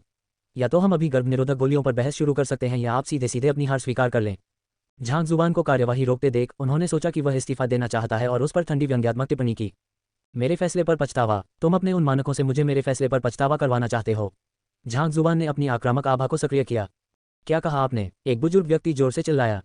जैसा कि उम्मीद थी, उसके शब्द सुनते ही यहाँ के दवा विक्रेता भड़क उठे। अगर नजरें जान ले सकती तो अब तक उसके कई टुकड़े हो चुके होते। मुझे खेद है, मैं यह नहीं कह रहा हूँ कि आपके मानदंड निम्न स्तर के हैं। मैं कह रहा हूँ कि आप सभी यहाँ इस पद के लिए उपयुक्त नहीं हैं। अपने हाथों को पीठ के पीछे बांधे हुए झांग जुबान का रवैया अभिमानपूर्ण प्रतीत हो रहा था। क्यों? तुम मुझसे बहस करना चाहते हो? क्या तुम्हें लगता है कि मैं कुछ शब्दों से तुम सबको गला घोंट कर मार डालूंगा? आप अभिमानी, अज्ञानी बच्चा! पल भर में सब भड़क उठे। हर कोई बेकाबू हो गया और उनकी तेज सांसों के साथ साथ उनकी दाढ़ियां भी उड़ने लगीं। माहौल गर्माते देख और यह जानकर कि वह यहाँ सबके लिए एक सार्वजनिक दुश्मन बन चुका है, झांग जुबान ने संतुष्टि से सिर हिलाया। मुस्कुराते हुए उसने कमरे के बीचों बीच देखा और पूछा, गिल्ड लीडर ओयांग, ऐसा लगता है कि वे मेरी उम्र के कारण ही मुझे कमतर समझते हैं। सच कहूं तो मैं भी उन्हें कमतर समझता हूं। दरअसल मुझे नहीं लगता कि सिर्फ बहस करने का कोई मतलब है, तो क्यों ना हम परीक्षा की कठिनाई बढ़ा दें? कठिनाई बढ़ा दें? ओयांग चेंग ने भौहें चढ़ाईं। दवाओं पर बहस अपने आप में ही कठिन है और आप इसे और कठिन बनाना चाहते हैं। साथ ही आप इसे किस प्रकार से बढ़ाने का इरादा रखते हैं? बाकी लोग भी अचंभित थे। लड़के, क्या तुम्हें अपनी मृत्यु में भव्यता की कमी लगती है, इसलिए तुम इससे मरने का कोई और रोमांचक तरीका खोजना चाहते हो? सीधे शब्दों में कहें तो दवा की गोलियों पर बहस केवल सैद्धांतिक है और इसमें कही गई बातें खोखली हैं। सबके अजीबोगरीब हाव भाव को नजरअंदाज करते हुए झांग जुबान ने साहपूर्वक हाथ ऊपर उठाए और एक राजसी अंदाज में कहा, क्या कहते हो? यहाँ मौजूद कोई भी औषध विक्रेता मेरे सामने दवाइयाँ बनाने की हिम्मत करता है, चाहे वह किसी भी विधि का प्रयोग करे, मैं उसकी विधि और उसमें हुई गलतियों को बता सकता हूँ। अगर यहाँ मौजूद किसी को भी मेरी बात गलत लगी तो मैं तुरंत हार मान लूंगा। अध्याय 108 मेंगयान स्वर पद का पुस्तकालय। क्या हम आधिकारिक औषध विक्रेता हैं और तुम एकमात्र प्रशिक्षु ये दावा करने का साहस करते हो कि तुम हमारी गलतियों को इंगित कर सकते हो? तुम ये नाटक क्यों कर रहे हो? हम दवा विक्रेताओं के पास तो कई तरकीबें हैं, चाहे तुम हमारी गलतियां बता पाओ या नहीं। अगर तुम हमारी दवाइयां बनाने की विधि भी पहचान लो तो इसे तुम्हारी जीत समझोगी। झांग जुबान की बातें सुनकर सब लोग एक बार फिर भड़क उठे। एक नासमझ बच्चे ने यह दावा करने की हिम्मत की कि वह उनके सामने गोली बनाते हुए देखकर ही उनकी जालसाजी की विधियों और खामियों को समझ सकता है। क्या वह पागल है? एक तरफ ओयांग चेंग और वेंजू उन्माद से भर गए थे। अधिक से अधिक गोली संबंधी बहस में कोई केवल कुछ अप्रत्यक्ष प्रश्न ही पूछ सकता था। जब तक किसी को गोली बनाने की विधि का अच्छा ज्ञान हो, तब तक अधिकांश बातों को तर्कसंगत ठहराया जा सकता था और उनसे निष्कर्ष निकाले जा सकते थे। लेकिन किसी की जालसाजी विधि और उसमें मौजूद त्रुटियों को उजागर करना। दवाइयों की जालसाजी किसी व्यक्ति की लिखावट की तरह थी। 10,000 अलग अलग लोगों की 10,000 अलग अलग तरह की लिखावट होती है। यहाँ तक कि एक ही गोली के लिए भी उसे बनाने के कम से कम 1,000 अलग अलग तरीके थे। प्रत्येक विधि में गतिविधियां गहन और जटिल होती थीं और उनकी गति में थोड़ा सा अंतर भी पूरी तरह से अलग विधि का संकेत दे सकता था। इसके अलावा पीढ़ियों से चली आ रही दवा बनाने की हर विधि अनगिनत लोगों के खून पसीने की मेहनत का नतीजा थी और इसे पूर्णता की ओर अनगिनत बार परिष्कृत किया गया था। ये पूरी तरह से परिपूर्ण तो नहीं थी, लेकिन कम से कम इन औषध विक्रेताओं ने इसका दैनिक उपयोग किया था और उन्हें इसमें कभी कोई खामी नहीं मिली थी। अगर यहाँ कोई 3 सितारा औषधालय भी होता तो भी उसके लिए उसमें मौजूद त्रुटियों को इंगित करना मुश्किल होता। ये केवल कठिनाई में मामूली वृद्धि नहीं थी, बल्कि नियमों का उलटफेर था जिससे कठिनाई का स्तर आसमान छू रहा था। यदि किसी दवा विक्रेता के लिए औषधि संबंधी बहस से गुजरना 3 अंकों के जोड़ और घटाव की कठिनाई के बराबर था, तो झांग जुबान द्वारा प्रस्तावित बात गोल्डबैक अनुमान के बराबर थी। मुश्किलें सिर्फ बढ़ेंगी ही नहीं, बल्कि एक अकल्पनीय स्तर तक बढ़ जाएंगी। भाई, क्या आपको यकीन है कि आप मजाक नहीं कर रहे हैं? वेंजू ने उसे ऐसे देखा मानो वह किसी राक्षस को देख रही हो। कल तक तो उसे औषधालय संघ में किताबों के संग्रह के बारे में भी ठीक से पता नहीं था और उसे ये भी नहीं पता था कि प्रशिक्षु औषधालय की परीक्षा के लिए उसे कौन सी किताबें पढ़नी हैं। लेकिन आज अचानक वह एक विशेषज्ञ बन गया और बड़े बड़े तेवर दिखाने लगा। अगर उसने ये सब अपनी आंखों से न देखा होता तो शायद वह सोचती कि वह वियोगात्मक पहचान विकार से ग्रसित है। भले ही समय के साथ मनुष्य के व्यक्तित्व में बदलाव आता हो, लेकिन किसी व्यक्ति में एक ही दिन में इतना बड़ा बदलाव होना असंभव होना चाहिए। अगर वह कूल दिखने की कोशिश भी करना चाहता है तो उसे इतना दिखावा करने की कोई जरूरत नहीं है। क्यों तुम सहमत होने की हिम्मत नहीं करते? क्या तुम्हें डर है कि मेरी गलतियों को उजागर करने के बाद तुम्हें शर्मिंदगी उठानी पड़ेगी? या क्या तुम्हें अपनी जालसाजी की विधि उजागर करने पर अपमानित होने का डर है? उनकी घूरती निगाहों को नजरअंदाज करते हुए झांग जुबान ने हल्के से मुस्कुरा दिया। उन्होंने इस मामले पर पहले ही विचार कर लिया था और गर्भ निरोधक गोलियों पर चल रही बहस को सुझाने का एक समाधान निकाल लिया था। हालांकि उसने औषधालय गिल्ड में बुनियादी स्तर के पुस्तक संग्रह को खंगालना पूरा कर लिया था, फिर भी उसके लिए गोली संबंधी बहस को सफलतापूर्वक पास करना एक निश्चित स्तर की कठिनाई थी। आखिरकार इतने सारे औषध विशेषज्ञ उसका आकलन कर रहे थे और यह कहना मुश्किल था कि क्या उनके पास किताबों में लिखी बातों से परे भी क्षमताएं हो सकती हैं। हो सकता है कि वे किताबों में लिखी बातों से परे भी सवाल उठा लें। अगर वह उनके सवाल का जवाब देने में नाकाम रहता तो यह तत्काल नुकसान होता। चूंकि ऐसा था, इसलिए उसे कोई ऐसा तरीका ढूंढना चाहिए जिससे वे इस तरह की समस्याओं को उठाने से रोक सकें। अन्य लोगों के दृष्टिकोण से किसी व्यक्ति द्वारा गोलियां बनाने की विधि का पता लगाना और उसमें मौजूद खामियों को उजागर करना गोली संबंधी बहस में भाग लेने से कहीं अधिक कठिन था। हालांकि झांग जुबान के पास स्वरपथ का पुस्तकालय था जिससे वह दूसरों की खामियों को आसानी से पहचान सकता था। जो दूसरों के लिए लगभग असंभव था वह उसके लिए बिल्कुल सरल कार्य बन गया। उसे केवल एक किताब को शब्द दर शब्द पढ़ना था। दवा बनाने वाले एक औषधालय का काम एक योद्धा द्वारा अपनी युद्ध तकनीक का प्रदर्शन करने के बराबर था। एक किताब उसे देखकर संकलित की जा सकती थी। इस प्रकार झांग जुबान ने जानबूझकर दूसरों को उकसाया ताकि वे क्रोधित हों। इसके बाद अपमानजनक व्यवहार करके दूसरे निश्चित रूप से उसे अहंकारी समझेंगे और उसकी बात मान लेंगे, बशर्ते वे परीक्षा की इस पद्धति से सहमत हों। हे एक बार आप सब मान गए तो बाकी सब कुछ बहुत आसान हो जाएगा। देखिए, मैं आप सबको मौत के घाट उतार देता हूँ। चूंकि आप रोमांच की तलाश में हैं, हम आपकी इच्छा पूरी करेंगे। हाँ, चूंकि तुम कूल बनने पर अड़े हो तो देखते हैं बाद में कैसे रोते हो। जैसा कि उसने उम्मीद की थी, उसके ताने मारने के बाद भीड़ एक बार फिर तुरंत भड़क उठी। उनमें से हर एक को झांग जुबान के 18 पीढ़ियों के पूर्वजों और उनके सभी रिश्तेदारों को श्रद्धांजलि अर्पित करने का प्रलोभन हुआ। तुम्हारे सिर पर शर्मिंदगी हुई। धिक्कार है कि हम अपमानित होंगे। हमें बस इस बात का डर है कि क्या आपके पास ऐसा करने के लिए पर्याप्त क्षमताएं हैं। 10 औषधि विक्रेताओं का लड़ने का जज्बा जागृत हो गया। यदि उनकी पहचान का ध्यान न रखा जाता तो वे उस पर हमला करने के लिए आगे बढ़ जाते। जब आप सभी ने इस पर सहमति जताने की हिम्मत दिखाई है तो चलिए शुरू करते हैं। ये देखकर कि उसने इस मुद्दे को इतनी आसानी से सुलझा लिया, झांग जुबान मुस्कुराया। फिर कमरे के बीच में खड़े ओयांग चेंग की ओर देखते हुए उसने कहा, गिल्ड लीडर ओयांग, क्या हम शुरू कर सकते हैं? अरे बिल्कुल। उन्हें उम्मीद नहीं थी कि दवाइयों पर एक साधारण बहस इस हद तक बढ़ जाएगी। ओयांग चेंग असहाय और निराश महसूस कर रहे थे। इस समय उनके पास इसके अलावा कोई विकल्प नहीं था। क्या मैं पूछ सकता हूं कि कौन सा औषध विक्रेता पहले जाना चाहेगा? मैं आप सभी को मुफ्त मार्गदर्शन देने को तैयार हूं। झांग जुबान ने घमंड से अपनी आस्तीनें झटक दी। भीड़ के चेहरे गुस्से से लाल हो गए। मैं अब और उसे इस तरह का व्यवहार करते हुए नहीं देख सकता। मुझे पहले इस बदमाश को सबक सिखाने दो। अंततः एक औषध विक्रेता अपने क्रोध को और अधिक देर तक रोक नहीं सका और खड़ा हो गया। वह लगभग 40 वर्ष का अधेड़ उम्र का व्यक्ति था। उसका चेहरा थोड़ा पीला पड़ गया था और उसकी आंखें लालटेन की तरह चमक रही थीं। एक नज़र में ही यह स्पष्ट हो गया कि वह गुस्सैल स्वभाव का व्यक्ति नहीं था। ये तो औषध विक्रेता मेंग यान है। मेंग यान का स्वभाव भले ही भयानक हो, लेकिन वह वास्तव में प्रथम श्रेणी का औषध विक्रेता है। जिस तरह से वह 1 दर्जन से अधिक प्रकार की गोलियां बना सकता है, उसे कम आंकना उचित नहीं है। सचमुच उनके कुछ शिष्यों ने तो बड़ी सफलता भी हासिल की है। इसके अलावा उनके पास कई प्रकार की ढलाई विधियां हैं। उनके लिए पहला कदम उठाना सबसे उपयुक्त है। उस अधेड़ उम्र के व्यक्ति को बाहर निकलते देख बाकी दवा विक्रेताओं ने चुपके से सहमति में सिर हिलाया। एक सितारा वैद्यों में कोई साधारण व्यक्ति भला कैसे हो सकता है? ये वैद्य मेंग ज्ञान शायद समूह में सबसे सक्षम वैद्य न हो, लेकिन उसके कौशल सबसे खराब भी नहीं थे। वे उसके माध्यम से उस घमंडी व्यक्ति की क्षमताओं को देख सकते थे। लड़के, मैं अब जालसाजी शुरू करता हूँ। अगर तुम बाद में जालसाजी की विधि नहीं बता पाए और उसमें खामियां नहीं पकड़ पाए तो सजा के लिए तैयार रहो। ठंडी मुस्कान के साथ मेंग यान कड़ाही की ओर चल पड़ी। उसने लापरवाही से बगल की अलमारियों से कुछ औषधीय जड़ी बूटियां उठाईं और अपनी झेंकी को नियंत्रित करके उसने कड़ाही के नीचे की लौ को और भी तीव्र कर दिया। जियोंग जियोंग, ज्वालाएं तेजी से ईंधन को जला रही थीं और कड़ाही से एक हल्की झंकार जैसी आवाज गूंज रही थी, मानो वह एक विशाल घंटी हो। औषधीय जड़ी बूटियों की एक के बाद एक डंठलें कड़ाही में डाली गईं और उच्च तापमान के कारण दवा की एक अनूठी सुगंध हवा में फैल गई। क्या ये दवा की जालसाजी है? झांग जुबान ने बुनियादी स्तर के पुस्तक संग्रह में काफी किताबें पढ़ी होंगी, लेकिन यह पहली बार था जब वह किसी को गोली बनाते हुए देख रहा था। अविश्वसनीय, वह इससे प्रभावित हुए बिना नहीं रह सका। साधना के क्षेत्र में वह किसी भी तरह से दूसरे पक्ष से कमतर नहीं था। हालांकि जिस तरह से दूसरे पक्ष ने बिना किसी झिझक या ठहराव के इतनी सहजता से औषधीय जड़ी बूटियों को कड़ाही में डाला और जिस तरह से औषधीय जड़ी बूटी की प्रत्येक कली को उसके औषधीय गुणों को सर्वोत्तम रूप से प्रकट करने के लिए अनुकूलतम परिस्थितियों में रखा गया था, वह ऐसी चीज थी जिसकी बराबरी करने की वह उम्मीद भी नहीं कर सकता था। इसके लिए समय के साथ निरंतर अभ्यास की आवश्यकता थी। वह सिद्धांतों में तो उत्कृष्ट हो सकता था, लेकिन इसका मतलब यह नहीं था कि वह उन्हें भौतिक कार्यों में साकार करने में सक्षम था। कुछ क्षण तक उस पर गौर करने के बाद बुनियादी स्तर के पुस्तक संग्रह भंडार से प्राप्त ज्ञान और स्वरपथ पुस्तकालय द्वारा किए गए विश्लेषण को एकीकृत करने के बाद झांग जुबान को जल्द ही एहसास हुआ कि वह कुछ भी समझने में असमर्थ था। वह ये भी नहीं देख पा रहा था कि दूसरा पक्ष जालसाजी के लिए किस विधि का उपयोग कर रहा है। उसके कार्यों में खामियों को समझना तो दूर की बात है। इसमें कोई आश्चर्य नहीं कि उसकी विनती सुनकर सब उसे ऐसे घूर रहे थे मानो वह पागल हो गया हो। अगर यहाँ मौजूद लोगों में सबसे अधिक कुशल गिल्ड लीडर ओयांग भी उसकी विधि को नहीं समझ पाए और इस समय भी उनके चेहरे पर हैरानी का भाव है, तो भला एक प्रशिक्षु औषध विक्रेता इसे कैसे समझ पाएगा। कमियां। अपने संचित ज्ञान के सागर में भी इसे समझने में असमर्थ होने की पुष्टि करने के बाद झांग जुबान ने अब और संकोच नहीं किया और एक पुस्तक संकलित करने की इच्छा व्यक्त की। वेंग। एक जोरदार धमाके के साथ स्वर्गपथ का पुस्तकालय हिल गया और अचानक उसके दिमाग में एक किताब प्रकट हो गई। इसके अंदर औषध विक्रेता मेंग्यान की दवा बनाने की विधि और उसमें मौजूद खामियों के बारे में लिखा हुआ था। यह देखने के बाद झांग जुबान के चेहरे पर एक विचित्र भाव प्रकट हुआ। अध्याय 109 शांत हृदय की गोली स्वर्ग के पथ का पुस्तकालय। इतना खराब भी नहीं, मेंग्यान अपनी गोली बनाने की तकनीक में दिन ब दिन और अधिक निपुण होता जा रहा है। बिल्कुल, अगर वह अपनी दवा बनाने की विधि में कोई खामी ढूंढ लेता है तो मैं अपना सिर फोड़ दूंगा।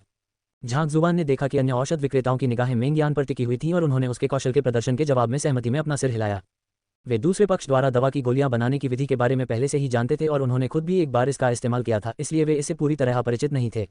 यही कारण था कि इसमें खामियां ढूंढना मुश्किल था। यहाँ तक कि वे भी दूसरे पक्ष द्वारा की गई जालसाजी में जरा सी भी गलती नहीं देख पाए। उसकी हर हरकत जालसाजी की विधि का कड़ाई से पालन करती थी और उसमें एक भी त्रुटि नहीं थी। गिल्ड लीडर ओयांग, क्या आपको लगता है कि वह जालसाजी की विधि और उसमें मौजूद खामियों को समझ पाएगा? झांग जुबान को लाने के बाद वेंजू तुरंत नहीं गई। इस समय वह ओयांग चेंग के पीछे खड़ी थी और उसने उससे सवाल पूछे बिना नहीं रह सकी। वह प्रशिक्षु भी नहीं थी, इसलिए दवा बनाने की पेचीदगियों को वह समझ नहीं पा रही थी। अतः वह अपने सामने बैठे इस संघ के नेता से ही स्थिति समझाने की उम्मीद कर रही थी। कमियां। ओयांग चेंग ने सिर हिलाते हुए कहा, सच कहूं तो मेंग्यान की दवा बनाने की विधि 300 से अधिक वर्षों से चली आ रही है। यह अनगिनत लोगों के हाथों से गुजरी है और अगर इसमें कोई गलती भी होती तो उसे बहुत पहले ही सुधार लिया गया होता। वैसे भी मेरे स्तर को देखते हुए मुझे इसमें कोई गलती नजर नहीं आती। क्या आपको भी कोई खामी नजर नहीं आती? वेंजू ने सदमे से अपना मुंह ढक लिया। ओयांग चेंग त्यानिक्सुआन साम्राज्य का सबसे कुशल औषध विक्रेता था, जिसने प्रथम सितारा मध्यवर्ती स्तर का आश्चर्यजनक दर्जा प्राप्त कर लिया था। यदि वह कुछ भी नहीं समझ पा रहा था तो झांग जुबान, जो अभी अभी औषध विक्रेता का प्रशिक्षु बना था, भला इसे क्या जान सकता था। कुछ क्षण बाद लपटें धीमी पड़ गईं। मेंग्यान ने ढक्कन खोला और कड़ाही से दवा की सुगंध बाहर निकल आई। गोली बन चुकी थी। मेंग्यान ने हल्के से चुटकी ली और कड़ाही से 3 गोलियां निकालीं।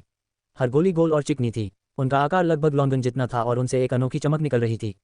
वाह, जैसा कि औषध विक्रेता मेंग्यान से उम्मीद थी। गोली न केवल बनी बल्कि उससे तृप्ति भी प्राप्त हुई। अविश्वसनीय। उसकी हथेली में मौजूद गोली को देखकर हर कोई प्रभावित हुए बिना नहीं रह सका। सफलतापूर्वक ढल जाने पर दवा की प्रभावशीलता के आधार पर गोलियों का स्वरूप बदल जाता है। इसे 4 श्रेणियों में वर्गीकृत किया जा सकता है, अर्थात निर्माण, तृप्ति, पूर्णता और उत्कीर्ण गोली। प्रथम श्रेणी की गोलियां बनाते समय सामान्य प्रथम सितारा प्राथमिक स्तर के औषध विक्रेताओं के लिए भी निर्माण के स्तर तक पहुंचना अविश्वसनीय था। तृप्ति के स्तर तक पहुंचना तो उनके स्तर के लोगों की क्षमता से परे था। हम लड़के, मैंने अपनी गोलियां बना ली हैं। तो मैंने अभी कौन सी विधि का प्रयोग किया और उसमें क्या खामियां हैं? मेंग्यान अपनी सीट पर वापस बैठ गया और झांग जुबान को ठंडी निगाहों से देखने लगा। उसकी बातें सुनकर बाकी सबकी निगाहें झांग जुबान पर टिक गईं। वे देखना चाहते थे कि यह घमंडी लड़का किस तरह के चौंकाने वाले शब्द बोलेगा।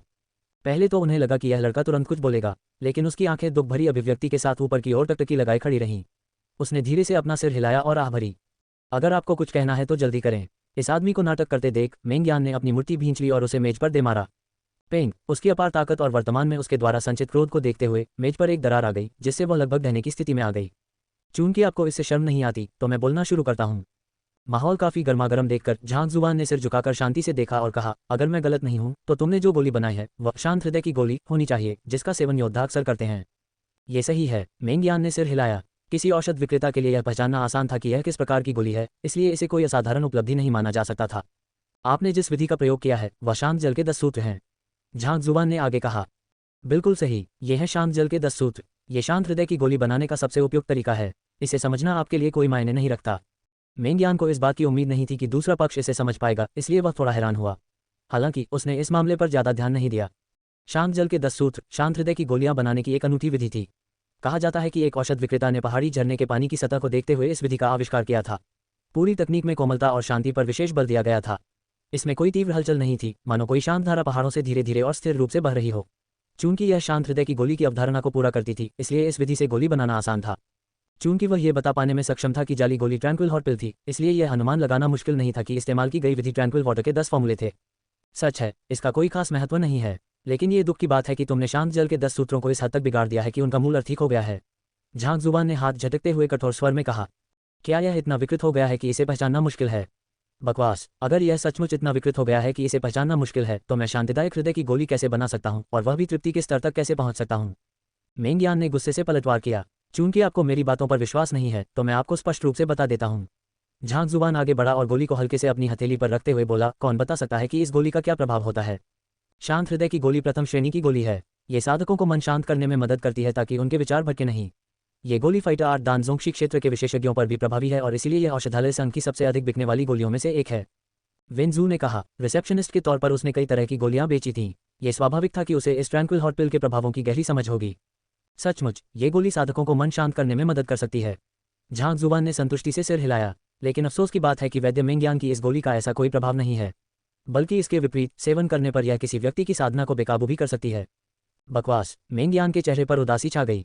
दूसरे पक्ष द्वारा सार्वजनिक रूप से उसकी गोली की प्रभावकारिता पर संदेह करना उसे अपमानित करने के बराबर था। मेरी बातों का खंडन करने में इतनी जल्दी मत कीजिए, मुझे अपनी बात पूरी करने दीजिए। दूसरे पक्ष के गुस्से को अनसुना करते हुए झांक जुबान मुस्कुराया और आगे बोला, अगर यह गोली कल ही वैद्य मेंग्यान ने बनाई होती तो मैं ऐसी बातें नहीं कहता। लेकिन अफसोस की बात है कि अब कल नहीं है और यह गोली नाकामयाब होनी ही है। कल? क्या इसमें कोई अंतर है? लड़के, अपनी बात स्पष्ट करो, हमें भ्रमित करने की कोशिश मत करो। झांक जुबान की बातें सुनकर भीड़ को समझ नहीं आया कि वह क्या कहना चाह रहा था, इसलिए वे संदेह व्यक्त करने से खुद को रोक नहीं पाए। मैं आप सबको अभी समझाता हूँ। दवाइयाँ बनाना सिर्फ तकनीक और कौशल की बात नहीं है, इसमें मानसिक स्थिति का भी बहुत बड़ा योगदान होता है। दवा की प्रभावशीलता तभी बढ़ती है जब मानसिक स्थिति को दवा में समाहित किया जाता है। शांत हृदय की गोली बनाने वाले वैद्य की मानसिक स्थिति शांत होनी चाहिए और तभी गोली पूरी तरह से बन सकती है। मुझे लगता है आप सबने वैद्य मेंग्यान का गुस्सैल स्वभाव देखा होगा। एक शब्द से ही वो भड़क उठते हैं। गुस्से से भरे दिल के साथ भला वो शांत हृदय की गोली कैसे बना सकते हैं जो दूसरों को शांत करती है?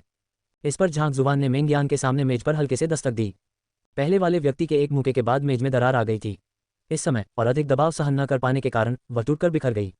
ये दृश्य देखते ही सभी को एहसास हो गया, उनकी बात सच थी। दवाइयों की जालसाजी किसी व्यक्ति की मानसिक स्थिति से गहराई से जुड़ी होती है। ऐसे उग्र भावों में व्याकुल होकर ट्रैंक्विल हॉट पिल की जालसाजी करना अनुचित और अनुपयुक्त था। बेशक उसका उग्र स्वभाव गोली को बर्बाद करने के लिए काफी नहीं है। असल समस्या यह है कि इस समय वैद्य मेंग्यान के भीतर हत्या का भाव व्याप्त है। अगर मैं गलत नहीं हूं तो आपने शायद आज सुबह किसी को मार डाला है और आप अभी भी उस व्यक्ति के प्रति द्वेष रखते हैं। संभवतः आपको किसी ऐसे व्यक्ति ने धोखा दिया है जिस पर आप भरोसा करते थे। ये द्वेष और हत्या का भाव शांत हृदय की गोली बनाते समय उसमें समाहित हो गया है। भले ही इसका केवल एक अंश ही उसमें समाया हो, लेकिन इसका सेवन करने वाले साधकों पर इसके विनाशकारी परिणाम हो सकते हैं। इससे उनकी साधना के अनियंत्रित होने की संभावना कई गुना बढ़ जाती है। यदि ऐसा हुआ तो इससे उनके मूलभूत तत्वों को घातक क्षति पहुंच सकती है। झांक जुबान ने कहा। तू मेंग्यान का शरीर लड़खड़ा गया। उसने झांक जुबान को ऐसे देखा मानो वह किसी भूत को देख रहा हो और उसका चेहरा तुरंत भयानक रूप से सफेद पड़ गया। अध्याय 110। आपकी मृत्यु निकट है। स्वर्ग के पथ का पुस्तकालय। जैसा कि झांक जुबान ने कहा था, मेंग्यान अपने दिल में द्वेष और हत्या की मंशा छिपा रहा था। उन्हें उस व्यक्ति ने भी धोखा दिया जिस पर उन्हें गहरा भरोसा था। बस यह आज सुबह की बात है। उसे लगा था कि उसका गुस्सा शांत हो चुका है और उसने कभी सोचा भी नहीं था कि वह इन भावनाओं को अपनी गोली में मिला देगा। लेकिन उसे कैसे पता चला? क्या उसने उस गोली के जरिए ऐसा किया जिसे उसने खुद बनाया था? ये कैसे संभव हुआ? क्या ये सच है? यह मेंग्यान के चेहरे के भाव देखकर सबसे मंदबुद्धि व्यक्ति भी समझ सकता था कि झांक जुबान ने जो कहा वह सच था। वे अविश्वास भरी निगाहों से एक दूसरे को घूर रहे थे। वह न केवल दवाएं बनाने की कला के माध्यम से उसमें छिपी हत्या की मंशा को भांप सका, बल्कि यह भी अनुमान लगा सका कि उसे किसी भरोसेमंद व्यक्ति ने धोखा दिया है। क्या तुम दवा बनाने का प्रशिक्षण ले रहे हो या ज्योतिषी हो? अगर आप सबको लगता है कि मेरी बातों में कुछ गड़बड़ है तो इसे पता लगाने का एक आसान तरीका है। गिल्ड के पास पिल सैंपल बीस्ट्स होने चाहिए, है ना? हम इसे ये ट्रैंक्विल हॉट पिल खिलाकर देख सकते हैं कि यह शांत होता है या उत्पात मचाता है। मेंग्यान को अवाक देखकर झांक जुबान हल्के से मुस्कुराया। आमतौर पर किसी गोली की प्रामाणिकता और प्रभावों का पता लगाने के लिए औषधालय संघ परीक्षण के लिए कुछ गोली के नमूने वाले जानवरों को तैयार करता था। ये खूंखार जानवर गोलियों के प्रति बेहद संवेदनशील था। गोलियां खाने के बाद इसकी प्रतिक्रिया से गोलियों के प्रभाव का पता लगाया जा सकता था। ये झांक जुबान के पिछले जीवन की दुनिया में नैदानिक परीक्षणों में इस्तेमाल किए गए प्रयोगशाला चूहों के समान था। परीक्षण पास करने के बाद ही इस दवा को मनुष्यों को खिलाया जा सकता था। ये दवा का सेवन करने वालों की सुरक्षा सुनिश्चित करने के लिए आवश्यक था। हाँ, ओयांग चेंग ने सिर हिलाया और एक प्रशिक्षु वैद्य कमरे से बाहर आया। थोड़ी देर में सफेद चूहों जैसे दिखने वाले खूंखार जानवरों का एक पिंजरा लाया गया। उनमें से एक का मुंह खोलकर उसे शांतिदायक हृदय की गोली खिला दी गई। कुछ ही देर बाद पिल सैंपल बीस्ट उत्तेजित होने लगा, पिंजरे में इधर उधर भागने लगा और सामने दिख रही हर चीज को नोचने लगा। ऐसा लग रहा था कि वह जरा भी शांत नहीं हो रहा है। आमतौर पर ट्रैंक्विल हॉट पिल का सेवन करने के बाद पिल सैंपल बीस्ट चुपचाप एक तरफ लेटा रहता था, लेकिन इस गोली का सेवन करने के बाद पिल सैंपल बीस्ट स्पष्ट रूप से बेचैन हो गया। झांक जुबान के शब्दों के बीच ट्रैंक्विल हॉट पिल का सेवन करने वाला पिल सैंपल बीस्ट अपने ही जैसे दूसरे जानवर की ओर दौड़ा, उसके ऊपर चढ़ गया और दूसरे पर जबरदस्ती प्रवेश करने का अभ्यास करने लगा। खांसी। गोली का सेवन करने वाले व्यक्ति में जो तीव्र यौन इच्छा जागृत होती है, उससे पता चलता है कि गोली न केवल शांत नहीं करती बल्कि क्रोध भी उत्पन्न करती है। अगर मैं गलत नहीं हूं तो आज वैद्य मेंग्यान ने जिस व्यक्ति की हत्या की है वह एक महिला थी जिसके साथ उसका यौन संबंध था। उसके विश्वासघात के कारण ही उसमें आक्रोश जागा और गोली में अधिकार और उन्माद की तीव्र भावनाएं समाहित हो गईं। यह पिंजरे में बंद नशे में धुत गोली के नमूने वाले जानवर को दूसरे गोली के नमूने वाले जानवर को कुचलते और उस पर जबरदस्ती करते हुए देखकर दूसरे पक्ष को पलटवार करने का मौका बिल्कुल न देते हुए अन्य औषध विक्रेता आश्चर्य से एक दूसरे को घूरने लगे। क्या ये वाकई ट्रैंक्विल हॉट पिल है? क्या आपको यकीन है कि यह कामोत्तेजक नहीं है? सौभाग्यवश इसे किसी मनुष्य को नहीं खिलाया जाता, अन्यथा न केवल उनका हृदय शांत नहीं होगा बल्कि वे एक खांसी इसके विनाशकारी परिणाम होंगे। इस संभावना के बारे में सोचकर ही सब लोग कांप उठे। आज सुबह मैंने अपनी सबसे प्रिय रखेल को नौकर के साथ मेरे सामने व्यभिचार करते देखा। उसी क्षण मुझे बहुत गुस्सा आया और मैंने उन दोनों को वहीं मार डाला। सभी की निगाहें खुद पर टिकी देखकर मेंग यान ने सिर हिलाते हुए समझाया। चूंकि दूसरे पक्ष ने पहले ही बहुत कुछ कह दिया था, इसलिए उसके पास छिपाने के लिए कुछ नहीं बचा था। इस घटना ने उसे बेहद क्रोधित कर दिया था। पूरे दिन उसका मूड खराब रहा। बाहर निकलने का उसका मकसद झांग जुबान को शर्मिंदा करना और अपना गुस्सा निकालना था। क्या ये सचमुच ऐसा है? किसी दूसरी जाली गोली को देखकर इतना कुछ समझ पाना। मेंग यान को यह स्वीकार करते देख बाकी लोग झांग जुबान को ऐसे घूरने लगे मानो वह कोई राक्षस हो। पहले उनकी निगाहें तिरस्कारपूर्ण थीं, लेकिन इस क्षण उनके चेहरे पर गंभीर भाव आ गए। किसी की गोली उसके मन की स्थिति को दर्शाती थी, लेकिन ये देखना कि एक दवा विक्रेता ने आज सुबह किसी की हत्या कर दी और यहाँ तक कि उसे गोलियां बनाते हुए देखकर यह अनुमान लगाना कि वह व्यक्ति उसकी रखेल थी। अरे वाह, तुम तो कांस्टेबल ही होगे, है ना? नहीं तो उसे इतनी सारी बातें कैसे पता चल सकती थीं? ठीक है, मैंने इसमें मौजूद कमियों को बता दिया है। वैद्य मेंग यान, क्या आपको और कुछ कहने की जरूरत है? दूसरों के हैरान चेहरे को नजरअंदाज करते हुए झांग जुबान ने मुस्कुराते हुए कहा। स्वर्ग के पथ का पुस्तकालय सभी दोषों को देख सकता था। उसके लिए ये जानना आसान था कि उसकी रखेल ने उसे धोखा दिया था और उसकी गोली में हत्या का इरादा और द्वेष छिपा था। इसकी कोई आवश्यकता नहीं है। मैं हार स्वीकार करता हूँ। मेंग यान ने आत्मसमर्पण कर दिया। मैदान में मौजूद कई दवा विक्रेता, जिनमें वह स्वयं भी शामिल था, उसकी बनाई गोली में छिपी खामी को नहीं समझ पाए। फिर भी दूसरा पक्ष इसे सीधे तौर पर समझ गया और इसके बारे में इतना कुछ बता भी दिया। यह एक स्पष्ट हार थी, भले ही वह इसे स्वीकार न करना चाहता हो। बस यूं ही उसने आत्मसमर्पण कर दिया। वेंजू की आंखें चौड़ी हो गईं। एक औषध विक्रेता ने अपने प्रशिक्षु से हार स्वीकार कर ली। अगर उसने इसे स्वयं अपनी आंखों से न देखा होता तो वह इस पर विश्वास करने की हिम्मत नहीं करती।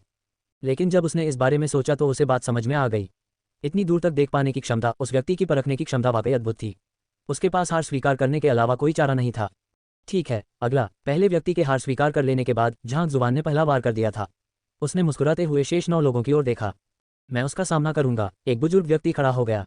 अगर उन्हें पहले लगता था कि झांग जुबान यहाँ परेशानी पैदा करने आया है, तो मेंग यान की घटना के बाद उन्हें आखिरकार समझ आ गया कि यह आदमी एक माहिर है, विशेषज्ञों में भी माहिर है। इसमें कोई आश्चर्य नहीं कि वह इतने आत्मविश्वासी थे कि उन्होंने गर्भनिरोधक गोलियों पर चल रही बहस को चुनौती देने का साहस किया और यहाँ तक कि इस मुद्दे की कठिनाई को भी उठाया। ये औषध विक्रेता चेन शियाओ है। दवा विक्रेता चेन शायद दवा बनाने के मामले में हम में सबसे अच्छा न हो, लेकिन वह सबसे उम्रदराज है। वह बेहद तर्कसंगत और शांत स्वभाव का व्यक्ति है, मेंग यान के उग्र स्वभाव के विपरीत। मुझे विश्वास है कि वह उस लड़के को हराने में सक्षम होगा। बुजुर्ग को खड़े होते देख सबने दबे स्वर में सहमति में सिर हिलाया। 10 लोगों में से यह औषध विक्रेता चेन शियाओ सबसे उम्रदराज होने के साथ साथ सबसे समझदार भी था। अगर वही पहल करता तो निश्चित रूप से कोई समस्या नहीं होती। हो, कड़ाही के नीचे आग की लपटें चटकने लगीं। पलक झपकते ही उसने उसमें से कुछ गोलियां निकाल लीं। ये वही गोली थी जिसे मेंग यान ने पहले बनाया था, यानी ट्रैंक्विल हॉट पिल। ये भी पूरी तरह से गोल और चिकनी थी, जिसकी सतह से तेज चमक निकल रही थी।